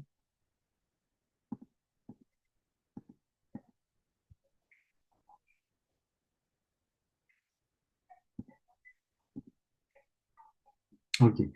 Juste une minute, je vais le trouver ici parce que je crois que c'est sur le portable et on va rentrer dans le vif du sujet. Donc.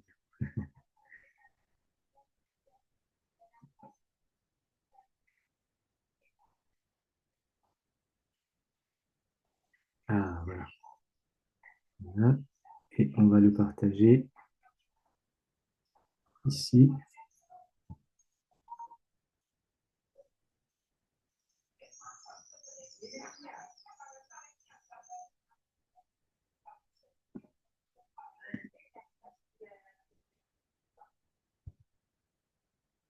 OK. Et là, maintenant, on va partager l'écran.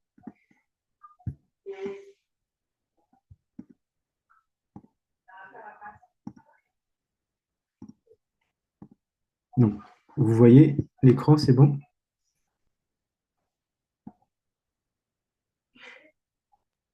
Ken, on voit. Donc là, c'est ce qu'on appelle, et vous voyez ici, kavanot tikkun achila im kavanot kochot. Donc c'est les intentions de la réparation au niveau de la achila, de la nourriture, avec les intentions de kochot. Quand on parle de kochot, c'est les kochot aotiyot, parce que, en fait, attendez, les kochot, c'est les kochot aotiyot, c'est-à-dire les 48 forces, les cham kochot, qui sont en fait derrière, qui vont former ce qu'on appelle les lettres. Donc, je lis juste avec vous ici.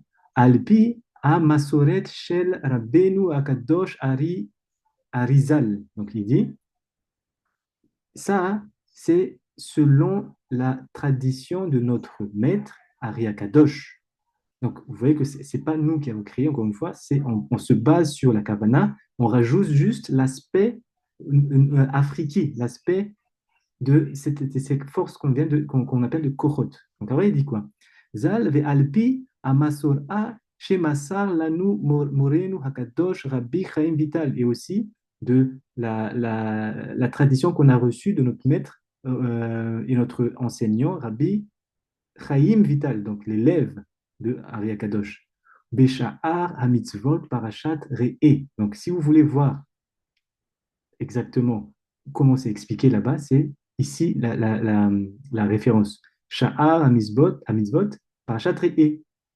Les gammes Betsefer alikutim qui Hatipa besod yud ou mo'ach ha'adam besod yud ki hem gimel mochin yud vav dalet shehem basis kavanat ha'achila. Il dit, là, on va juste traduire ce qu'il dit ici. Il dit, quand on va là-bas dans le Sefer Likutim aussi, il dit, c'est le secret des 10 gouttes. Vous savez, c'est quoi ces 10 gouttes? Moi, pas du tout. Hatipa besod yud. Il dit, les gouttes, ce sont les gouttes qui sont sorties des doigts de Yosef lorsqu'il y a la femme de Potiphar qui le tentait. Le Midrashim raconte que justement, il en est sorti 10 gouttes. Todaraba, Yosef, c'est en lien avec l'histoire de Yosef. Donc, c'est les 10 gouttes ici, ou Moar à Adam, et aussi le cerveau de l'homme, dans le secret aussi de cette même lettre, Yud, qui est un point. Et Hem, il dit, et que ces points-là, qui aiment Gimel Mochin, c'est les 3 cerveaux. C'est quoi les 3 cerveaux? Lorsqu'on parle de Mochin, du coup, de quoi on parle? Chokhmah Bina Da'at. De Daraba. Chabad, Chokhmah Bina Da'at. À ce niveau-là, on est dans Chokhmah Bina Da'at. On ne parle pas de Keter, bien attaché. Après, il dit, sachez que ça, il est en lien avec Mochin Yud. Donc, il faut prendre le milouï de ce Yud-là. Quand on dit Yud, on doit prononcer son nom, on doit l'écrire. On va écrire Yud, Waw, Dalet. Dalet. Donc là-bas, c'est ça on va avoir comme chiffre, pardon, comme milouï. Yud. Et en fait, vous remarquerez qu'en fait, c'est à base de ce Yud-là. En fait, tout tourne autour de 10 et le milouï de 10. Pourquoi il dit chez M, 6 kavanat achila? Parce que c'est de ce point-là qu'on appelle Yud, la lettre qu'on appelle Yud, qui est de 10, valeur numérique 10, qu'on va construire les kavanot. Malheureusement, on va pas pouvoir creuser parce qu'en fait, il faut étudier vraiment ces textes-là. C'est de là-bas, mais en gros, regardez bien, qu'est-ce que vous voyez comme lettre ici, déjà? Ça vous fait penser à quoi, ça? Les Aleph. Des Aleph, de Daraba. En fait, c'est des Aleph formés à partir de Miloui de Yud. Vous voyez que là, c'est le Yud, ça, c'est le Vav, et ici, on a Dalet. Par exemple. Là, ici, c'est notre forme. Mais en fait, pour former la lettre Aleph, il y a plusieurs façons de l'écrire. Attendez, alors ça, je vais juste prendre un petit temps pour l'expliquer, parce que ça peut sembler être un peu, pas compliqué, mais si on n'a pas l'habitude avec l'hébreu, on va faire comme ça. Attendez, on va créer nouveau.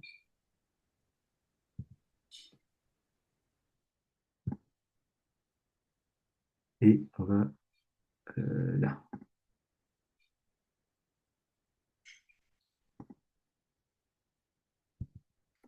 Je prépare juste un, attendez.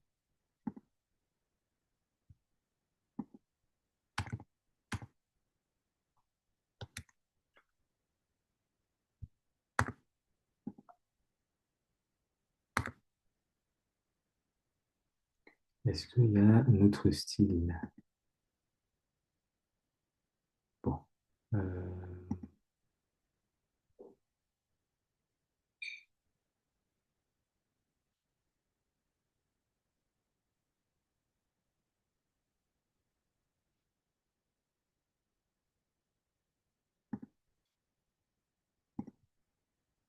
Je vais essayer de trouver.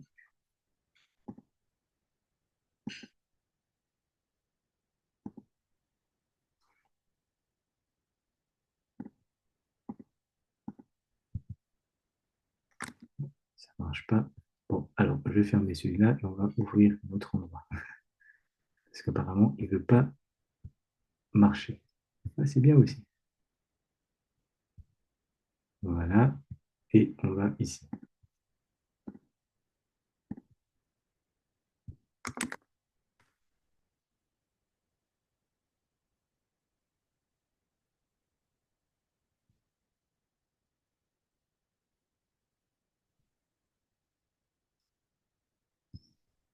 OK. Baruch Hashem, là, ça marche.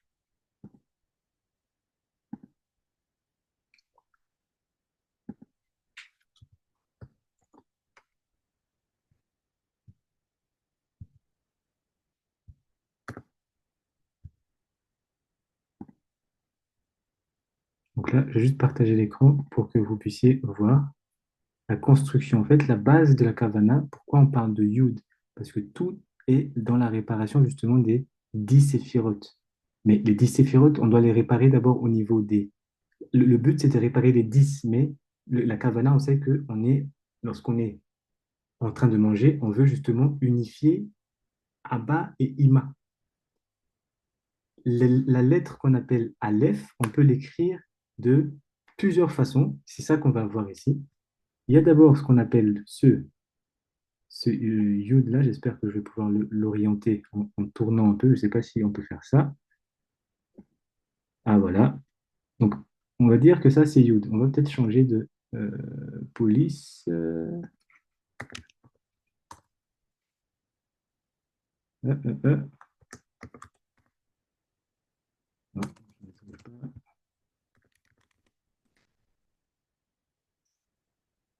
C'est comme ça. Ah, bon, on va regarder comme ça. Ça, c'est un Yud. Vous voyez? Ensuite, on va prendre, cette fois-ci ici, mais un Vav. Hop, Vav.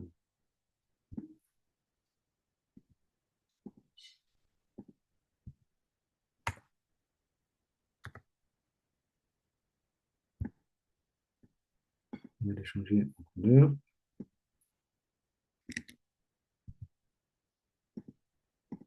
Et on l'oriente comme ça. Peut-être comme ça.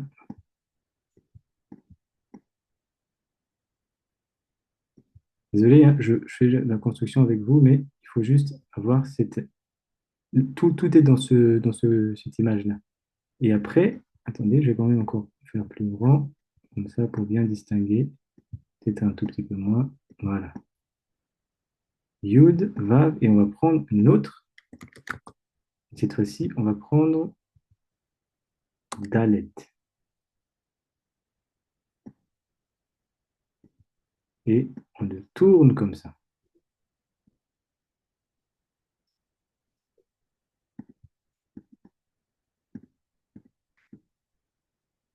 Donc, vous voyez que maintenant, en faisant ça, on a une forme de Aleph, mais composée de ce qu'on appelle le miloui de Yud.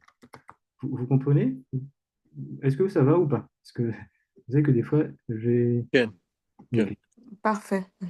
Comment on peut définir le terme de Miloui, s'il vous plaît? Oui, le miloui, c'est on va dire, comment on dire ça?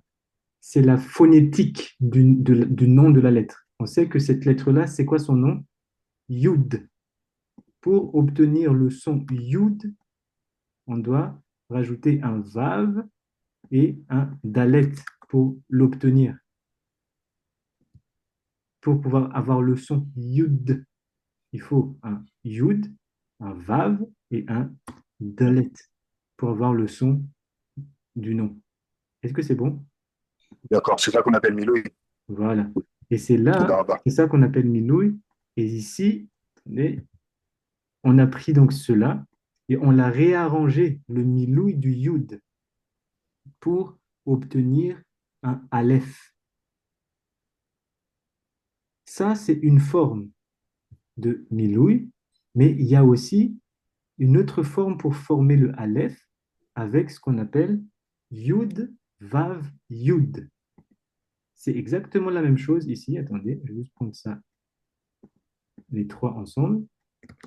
Sauf que au lieu d'avoir Yud, Vav, Dalet, on a Yud, Vav, Yud. Et pourquoi Yud? Pourquoi un deuxième Yud? Parce que celle-ci, il est en lien avec le nom d'Hachem, Yud Ke Vav Ke. Ici, il est en lien avec... Pourquoi j'ai Yud Ke Vav Ke? Parce que la gematria de Yud, Vav, Yud, ça fait combien? 26. 26. qui est aussi la même gematria que Yud et Vav He. Cet Ok. aspect-là qu'on appelle Yud Vav Yud, il est du côté, c'est le Aleph, la manière dont on écrit le Aleph quand on est dans, c'est là le code, dans Abba. Abba. Ah, c'est-à-dire le Yud de Yud Kevavke, Père.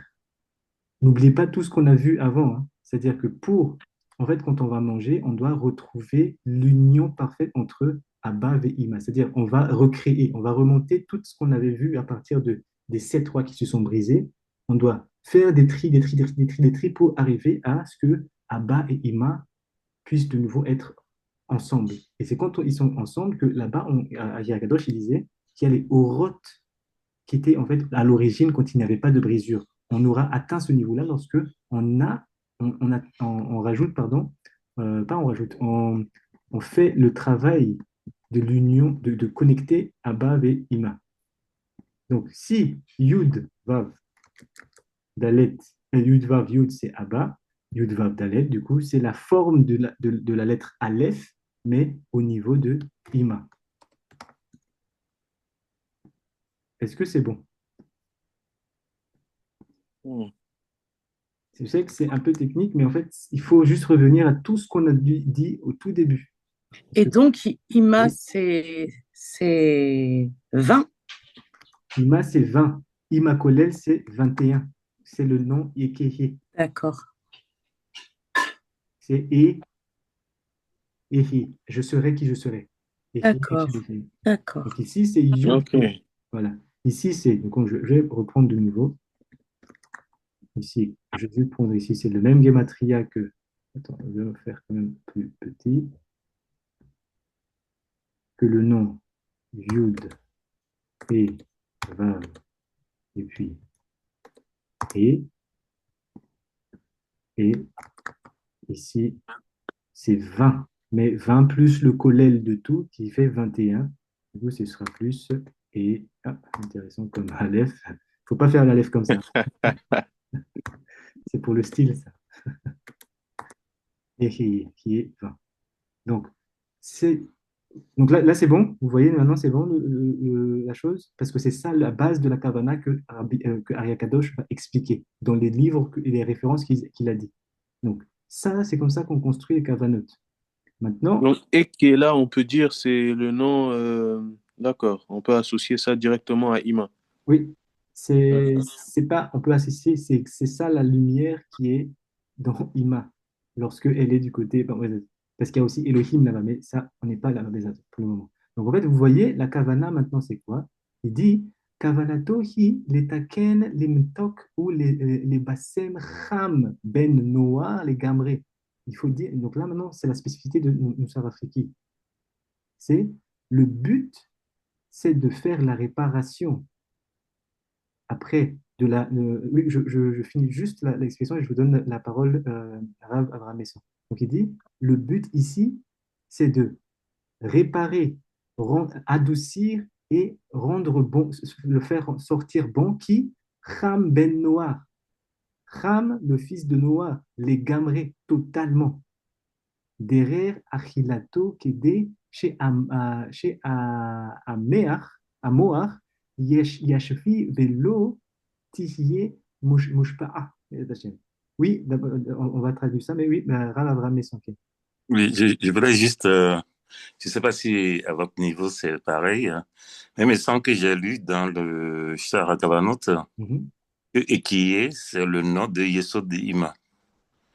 En ce moment, quand vous l'écrivez, Ekiye, Aleph, He, Yud, He, mhm, vous trouvez 151, qui va faire la gematria de Mikvé. mhm. Donc, la question de Ekiye, c'est le nom de Yesod de Ima, quoi. Tout à fait. En fait, tout comme lorsqu'on dit le Zahiranpin, Mhm, la séphira qui va le définir, mhm, ça peut être Tiferet, mais ça peut être aussi Yesod, c'est-à-dire parce qu'il y a 6 séphirot dans Zahiranpin. Le mhm, sixième, il est dans Yesod. En fait, mhm, quand on dit Ima ici, le Sod de Ima, même au niveau du Yesod de Ima, cette lumière-là englobe tout Ima.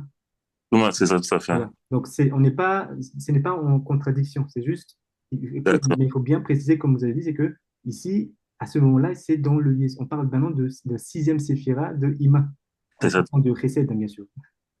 Exact. Ouais, ok. Donc, lorsqu'on comprend ça, on veut toujours, du coup, que à chaque étape de la Kavana, on fasse une connexion entre Abba ici et Ima. Là, on va directement voir ce que c'est que la Kavana. Il y a 5 étapes. Vous vous souvenez des 5 choses qu'on avait vues dans la lettre P et aussi dans les autres cours, n'est-ce pas? Donc, je vous renvoie à ces 5 notions-là, mais il va y avoir 5 étapes. Il y a l'étape qu'on appelle Mou. C'est quoi Mou? Gematria 46. Et en fait, c'est justement l'association des 2 Aleph qu'on vient de voir. C'est-à-dire, il y a un Aleph du côté de Abba 26.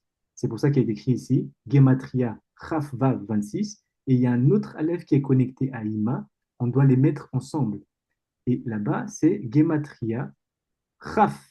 Alors, on garde bien ici Chaf, mais en fait, il faut savoir que la lumière là-bas, c'est Ekehe, mais on va juste garder Chaf, c'est-à-dire 20. Quand on fait 26 plus 20, on voit bien ici, Chaf vet ve Chaf, ça racole, la totale, ça fait Mou. Pourquoi on crée cela? On va y arriver. Parce que chaque étape, ça décrit quelque chose. Mais d'abord, on va voir le tableau. La deuxième étape s'appelle Noach ou Nah, ça dépend. C'est Nunchet.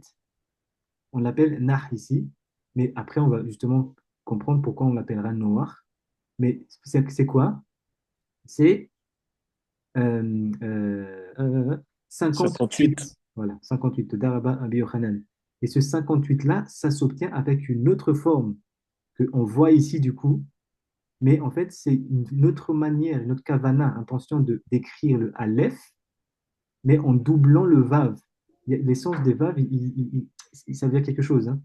Pourquoi on dit ça? Parce qu'en fait, ici, on voit bien le Yud et le Vav qui fait combien? 16. Et plus un autre Vav qui donne Do à l'autre Vav qu'on avait vu, et le Yud qui tourne dans l'autre sens. Lorsqu'on prend, du coup, 16 plus 16, ça fait combien? 32. 32. 32. Gematria, lève. C'est là où on va construire ce qu'on appelle le lève netivot. Chorma. Et à ce moment-là, lorsqu'on est dans ce niveau de construction de la lettre Aleph, on arrivera à obtenir, du coup, cette fois-ci, Yud Kevavke, mais au niveau de Ima. C'est-à-dire la lumière de Abba, qui est Yud Kevavke, va du coup être pris par Ima. Ça, on va y arriver. Je pense, on va rentrer dans les détails, dans l'explication de chaque étape, mais là, on va juste décortiquer. Donc, il dit, du coup, ici, on va faire du niveau Yud Vav. Vav, mais cette fois-ci pas Yud, mais Vav Dalet. Donc, 16 plus 14, 26. Et lorsqu'on fait la totale des 16 plus 14, on va arriver à ce qu'on appelle Nah.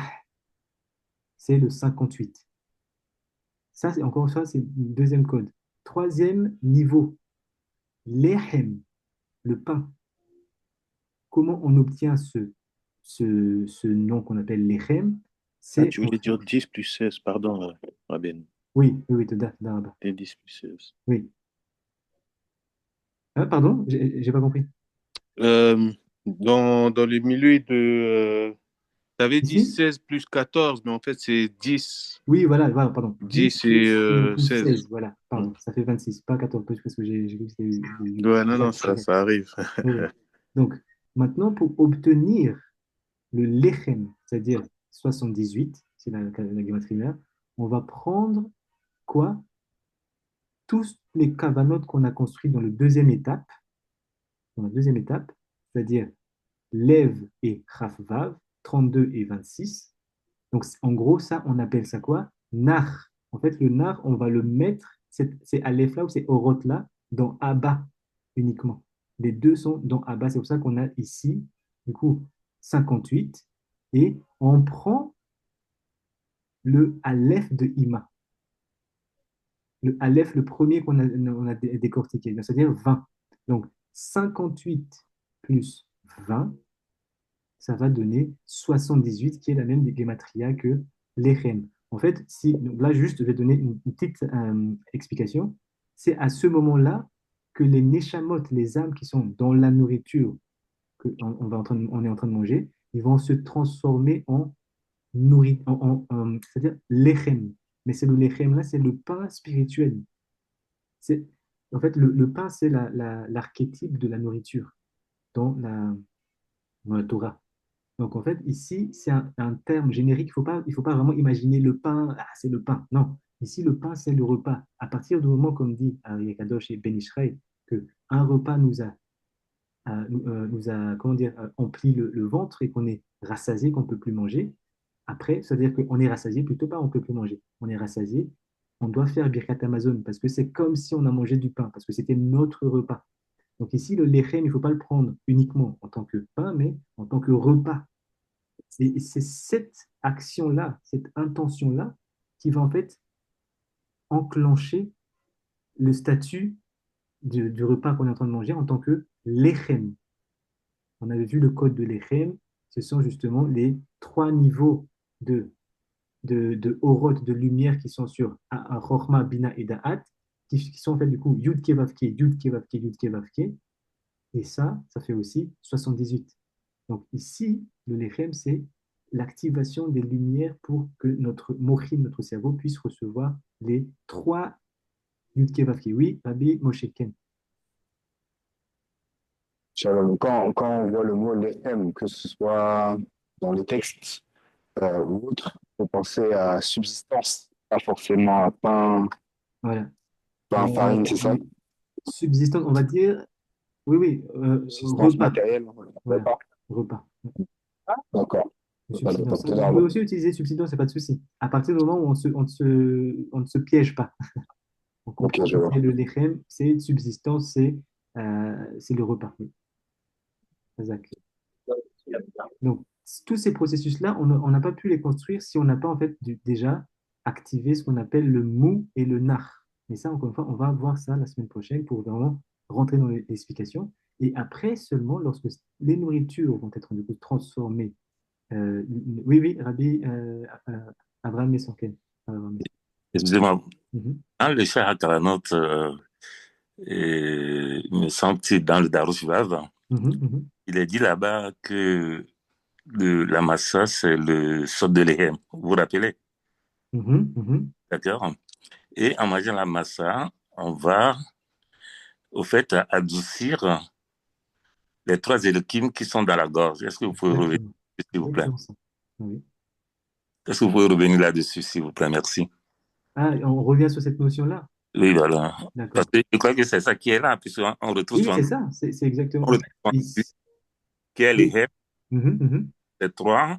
Donc, en principe, pour activer la mourine, pour recevoir les 3, donc on va avoir les chalots et abok Oui, exactement. en mangeant le pain, quoi. Je ne sais pas si vous voulez leur réexpliquer ça, quoi, en fait. On va y arriver justement dans les 2 autres cavanotes ici, le DAC et surtout le PAD. D'accord. On va y arriver justement. Parce que, Merci. Voilà, voilà, c'est bon. Bakasha, Bakasha. Parce qu'en fait, ici, juste Rav Ramesson, la Oui. kavana, l'intention bien ici, c'est quoi? Les taken ou les matek, c'est-à-dire adoucir. Lorsqu'on parle de metuka, en fait, on sait que Yud Kevavki, c'est pour adoucir la rigueur qui est Elohim. Donc on est bien dans cette démarche-là de rendre doux quelque chose qui est dans la rigueur.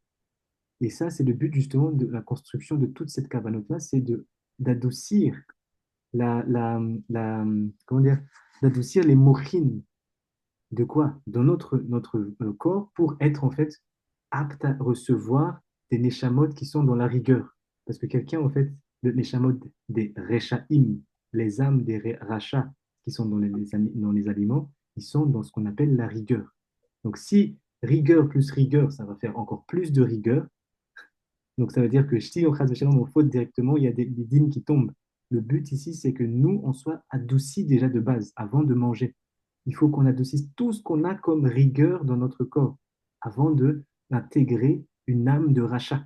C'est ça ici la kavana quand on est du coup dans vraiment le vif du sujet et pour nous protéger. Parce que cet adoucissement-là, en fait, quand du coup, cette neshama rentre, bah, elle va être aussi automatiquement bénéficier de cet adoucissement, ce qui fait que du coup, c'est pas la rigueur et la partie rachat, la partie, on va dire, midot haute qui va nous dominer à ce moment-là. Parce qu'on s'est protégé en rajoutant du yud kebab, qui est du lechem. Et tout ça, ça doit passer où? Au niveau de la trachée. C'est pour ça doit aussi activer les trois caveaux, comme vous avez dit la dernière fois, Mitzraïm et les trois chantres, chantres, je crois, les trois serviteurs de Pharaon, avec les trois canaux, Véchet, Cané et Véchet, Cané, et le troisième, j'ai oublié le nom en hébreu, mais c'est la trachée, la horte, ainsi que euh, euh, l'œsophage. C'est le canal, justement, il ne faut pas qu'on aille dans le trachée. Là, il y a un code ici aussi. La nourriture qui passe dans on appelle ça, respiratoire, chas shalom, ça tue. Justement, ça aussi, ça va aller dans ce qu'on appelle la kavana de dak. Donc, on est dans le quatrième niveau. Quand on a pu transformer l'aliment en lechem spirituel, maintenant, on va utiliser quoi? Nos dents pour les dakdek. Les dakdek, ça veut dire quoi? Broyer, rendre fine, des dakdek. Et c'est cette cabana-là qu'on doit avoir ici. C'est quoi? Dak, la gematria, c'est 104. Ça s'obtient en prenant, donc du coup, le mou ici. Ça, c'est un code au niveau de Chorma Bezat Hashem. Mais on prend le couple de Abba et Ima qui est au tout début, ce qui fait du coup 46, et on l'associe avec le niveau de Nar ici. Donc les deux ensemble, 46 plus 58, vont donner ce qu'on appelle DAC, des DAC-DEC. Et à ce moment-là, on va utiliser justement les 32 dents ou les 32 lèvres netivot chokhmah, les 32 voies de sagesse. Donc du coup, il y a aussi une kavana spécifique quand on va mâcher. À chaque fois, c'est pour ça que les Mekoubalim, quand ils mangent, on prend, si on mange avec la main, on prend avec la main, on le met dans la bouche et on attend, on mâche bien pour que chaque nourriture ait touché les 32 dents. Donc, il ne faut pas enlever les dents de sagesse, par exemple. Et ça, c'est notre histoire. Mais Comment vous arrivez à 108, excusez-moi? c'est donc 48 plus... Et non, c'est pas 108, c'est 104 ici. 104, Donc, 8 plus donc c'est 48 plus 58. 48, on l'a de... 46, pardon. 46 mots, on l'a de ce niveau-là, le premier niveau qui est ici. C'est-à-dire Ah, la d'accord. création de mots. Et les deux, d'accord. Oui. On En a fait, on le voit à chaque fois ici. 46 et 58. Voilà. Merci beaucoup. Voilà. Donc, à chaque fois, on doit rajouter, donc c'est sous forme de Aleph, mais avec l'identité de Yud à l'intérieur. Le Aleph ici, il ne faut pas avoir peur. Le Aleph, en fait, c'est justement la forme initiale, on va dire, de la lumière. Aleph. Il est en noir d'ailleurs, entre parenthèses. Voilà. Donc après, et le dernier, lorsqu'on a du coup fait toutes ces cavanotes-là, on passe à ce qu'on appelle pad. Pad, c'est les cavanotes quand du coup l'aliment est arrivé au niveau de l'estomac et que maintenant notre corps va prendre le relais dans ce qu'on appelle quoi? Le tri. Parce qu'en fait, c'est ça, et on va s'arrêter là pour aujourd'hui. Tout ce qui se passe ici, les cavanotes ici, c'est on est en train de faire le tri au niveau de, de, de, comment on appelle ça? Des lumières qui sont dans la nourriture. On est devant la nourriture et on commence la kavana. Ok. Tout ce qu'on a dit avant, c'était déjà fait. Donc là, on va nous transformer et adoucir petit à petit les lumières. Et en activant à chaque fois les aleph on voit ici. Et on commence à faire le tri depuis ici jusqu'à ce que ça arrive à l'estomac. Même à l'estomac, on a aussi cette kavana-là à faire pour que justement les tri, que les tris se fassent correctement aussi dans l'estomac pour que les nutriments dont on a vraiment besoin sont digérés et passés dans le sang et le reste doit être évacué. Et je vais vous donner la parole à Rabbanit Karim, juste finir avec le pad, c'est 84. Et on l'obtient de nouveau en associant cette deuxième étape-là et le Aleph de Abba,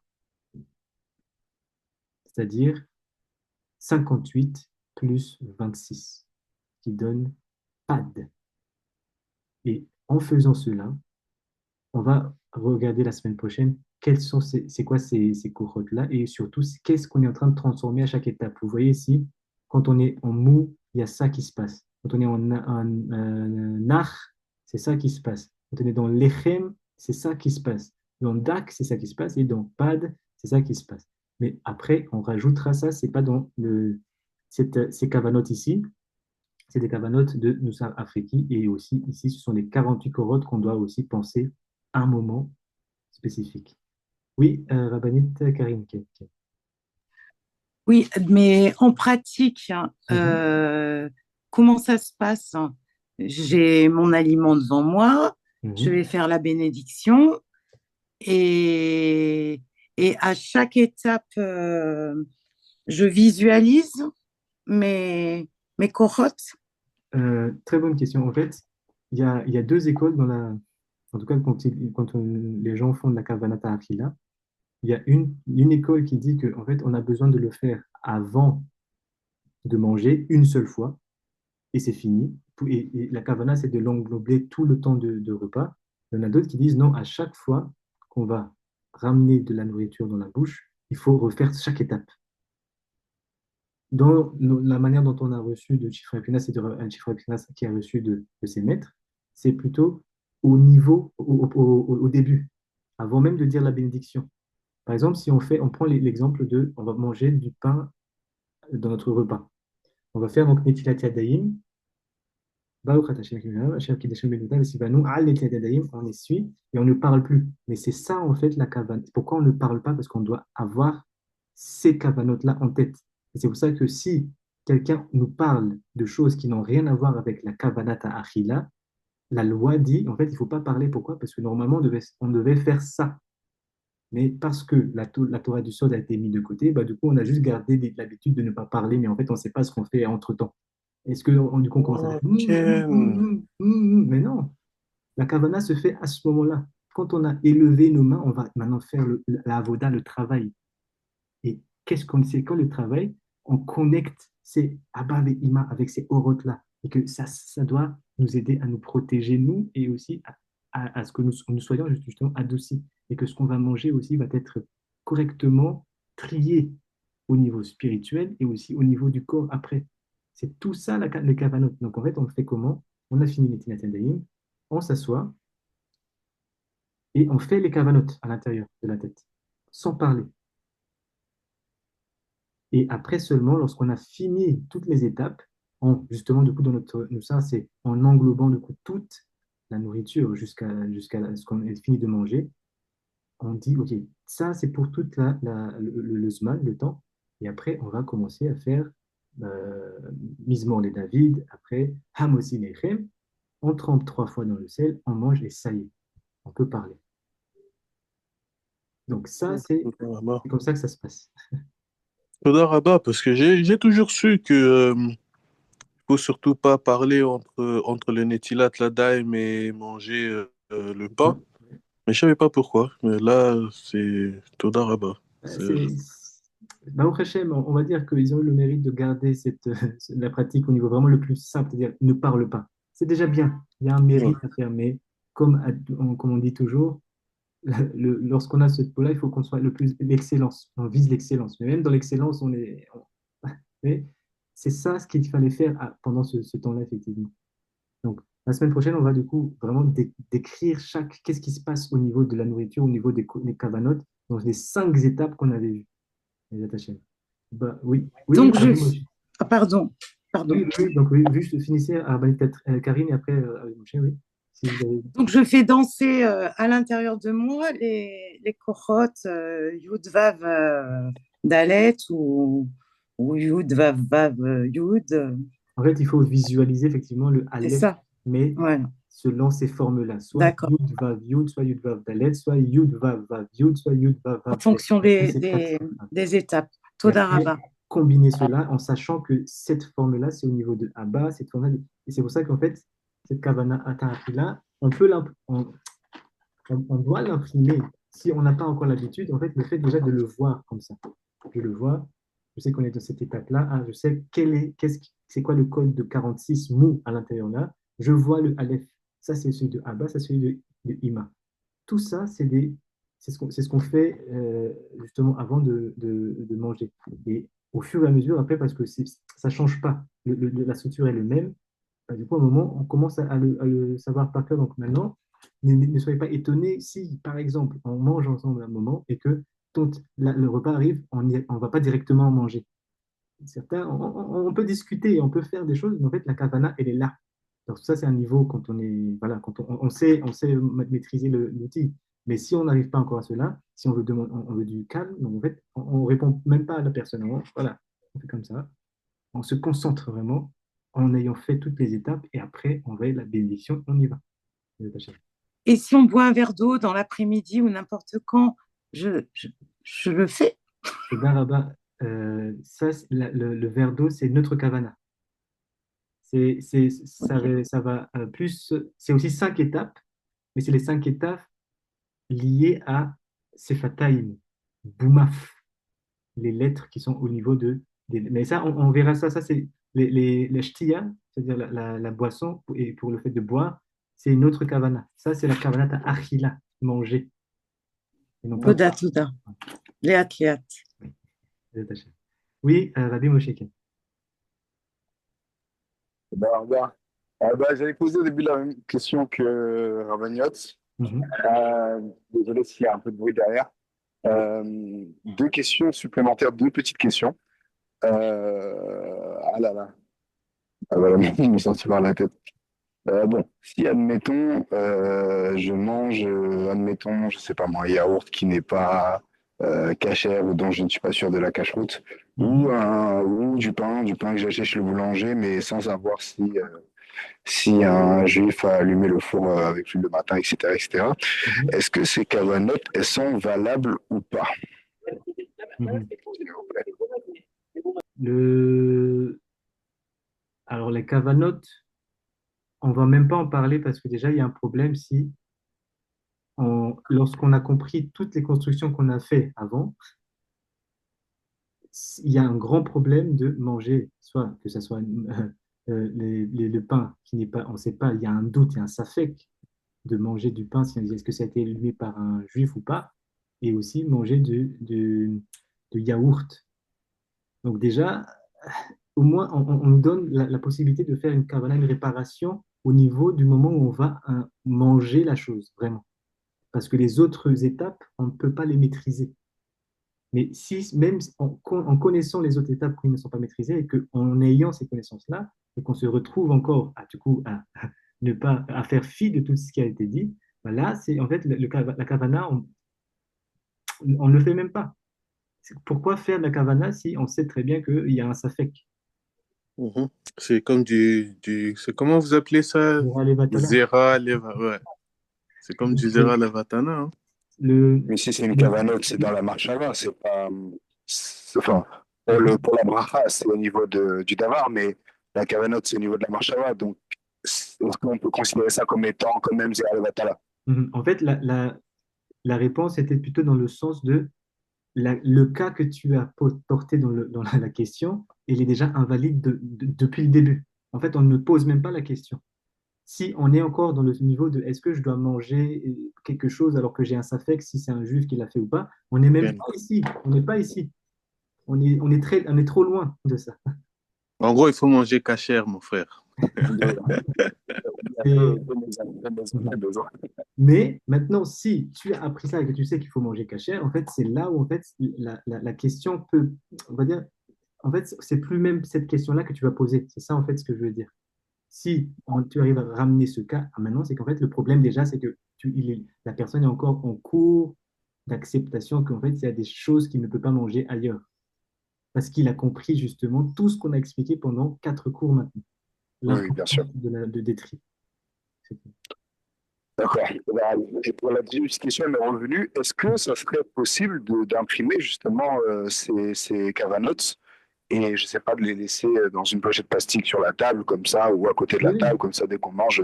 C'est bien sûr. possible, ça pose pas de problème à la rigue par rapport aux lettres ou Non, non, non. peut-être le ranger C'est dans un bien ce que j'ai endroit. fait ici. C'est bien ce qu'on a fait, en fait. C'est quelque chose qui est fait avec un A4 feuilles simple, hein, mais plastifié pour qu'en fait, ça puisse être résistant et que, voilà, que si, par exemple, parce qu'on sait que c'est à table, ça peut se renverser, écraser shalom, ça peut effacer. Donc, effectivement, c'est juste ça à faire attention, c'est plastifier les choses. Plastifier la cavanata là, mettez-le sur la table. Oui. Mais ça je peux aussi l'écrire dans mon notebook, right? Dans Donc, mon euh, notebook. oui, oui, bien sûr, tu peux l'écrire. À partir du moment où tu Oui. sais que ton note, ce sera à toi et qu'il faut. Voilà. Ouais, ouais. Oui, Moi, j'ai tendance à, dès que j'écris, parce que bien sûr. là, on vient d'avoir le cours, j'ai écouté, mais quand je me pose et que j'écris, Mhm, mhm. c'est là que les choses y entrent vraiment Bien pour sûr, de vrai. bien sûr, bien sûr. Les, les, les, les vaves, les yods, les Mhm. dalits, c'est là que ça va vraiment, c'est là que je peux vraiment entrer dedans. J'ai une petite question, Rabbi. Hey, j'avais dû le poser dès le début, mais j'avais zappé. C'est après le Gehinnom, Mhm. ils vont où? Après le Guéhinnom, il rentre au Oui. Gan Eden. Ah, d'accord. Donc, il faut passer par Gehinnom pour aller à Eden. Donc, Oui. si tu es à Gehinnom, tu es sur le bon chemin. C'est Et le en fait, on contraire de ce sait qu'on a. exactement. C'est le contraire de ce C'est-à-dire qu'on que a. c'est pour ça que la Torah, et ce qu'il a dit tout à l'heure, le mérite de rentrer au Gan Eden. Il y a un mérite. C'est-à-dire que Bah oui. le rachat, c'est un rachat, mais il a quand même le mérite de ne pas rentrer dans ce système-là, en fait, comme il a dit. En fait, on va prendre juste un exemple parce que ça, il l'a expliqué par la suite à Ria Kadosh. Mais là, il dit, il y a une règle pour passer d'un domaine à un autre. Imaginons, il dit que un nefesh, une âme, a fait une faute qui mérite qu'il descende au plus bas, c'est-à-dire au niveau du minéral. Donc, c'est-à-dire au niveau de la terre, on va dire. C'est vraiment le minéral de la terre. Il dit, s'il veut monter de niveau, il doit passer par végétal, après animal et après homme.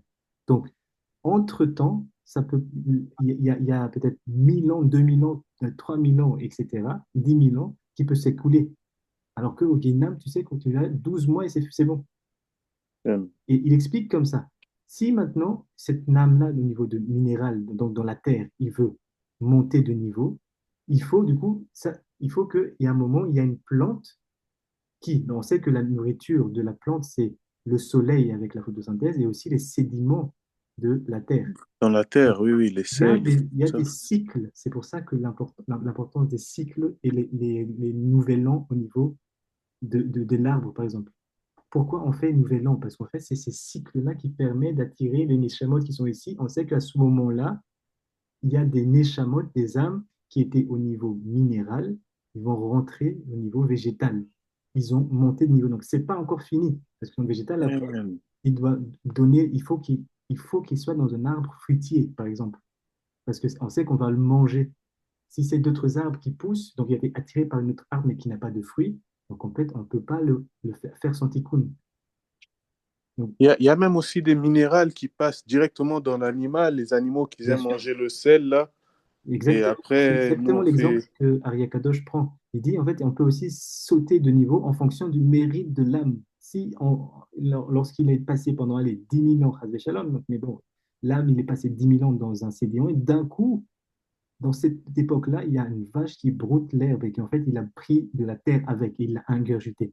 Il est passé direct de minéral à animal. Et que maintenant, il faut il a la chance que cet animal-là soit cachère, que cet animal-là va être faire la shrita, donc l'abattage rituel, selon les Exactement. kavanot. Donc, c'est-à-dire qu'il faut qu'il tombe entre les mains d'un Israélite.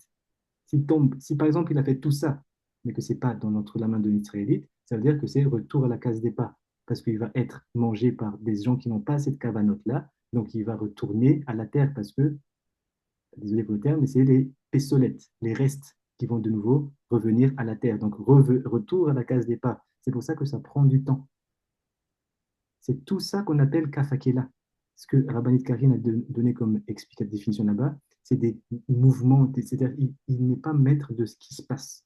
Il est dépendant de tout ce qu'il y a. Donc, il faut imaginer donc, cette âme-là, on va juste parler de cette âme-là.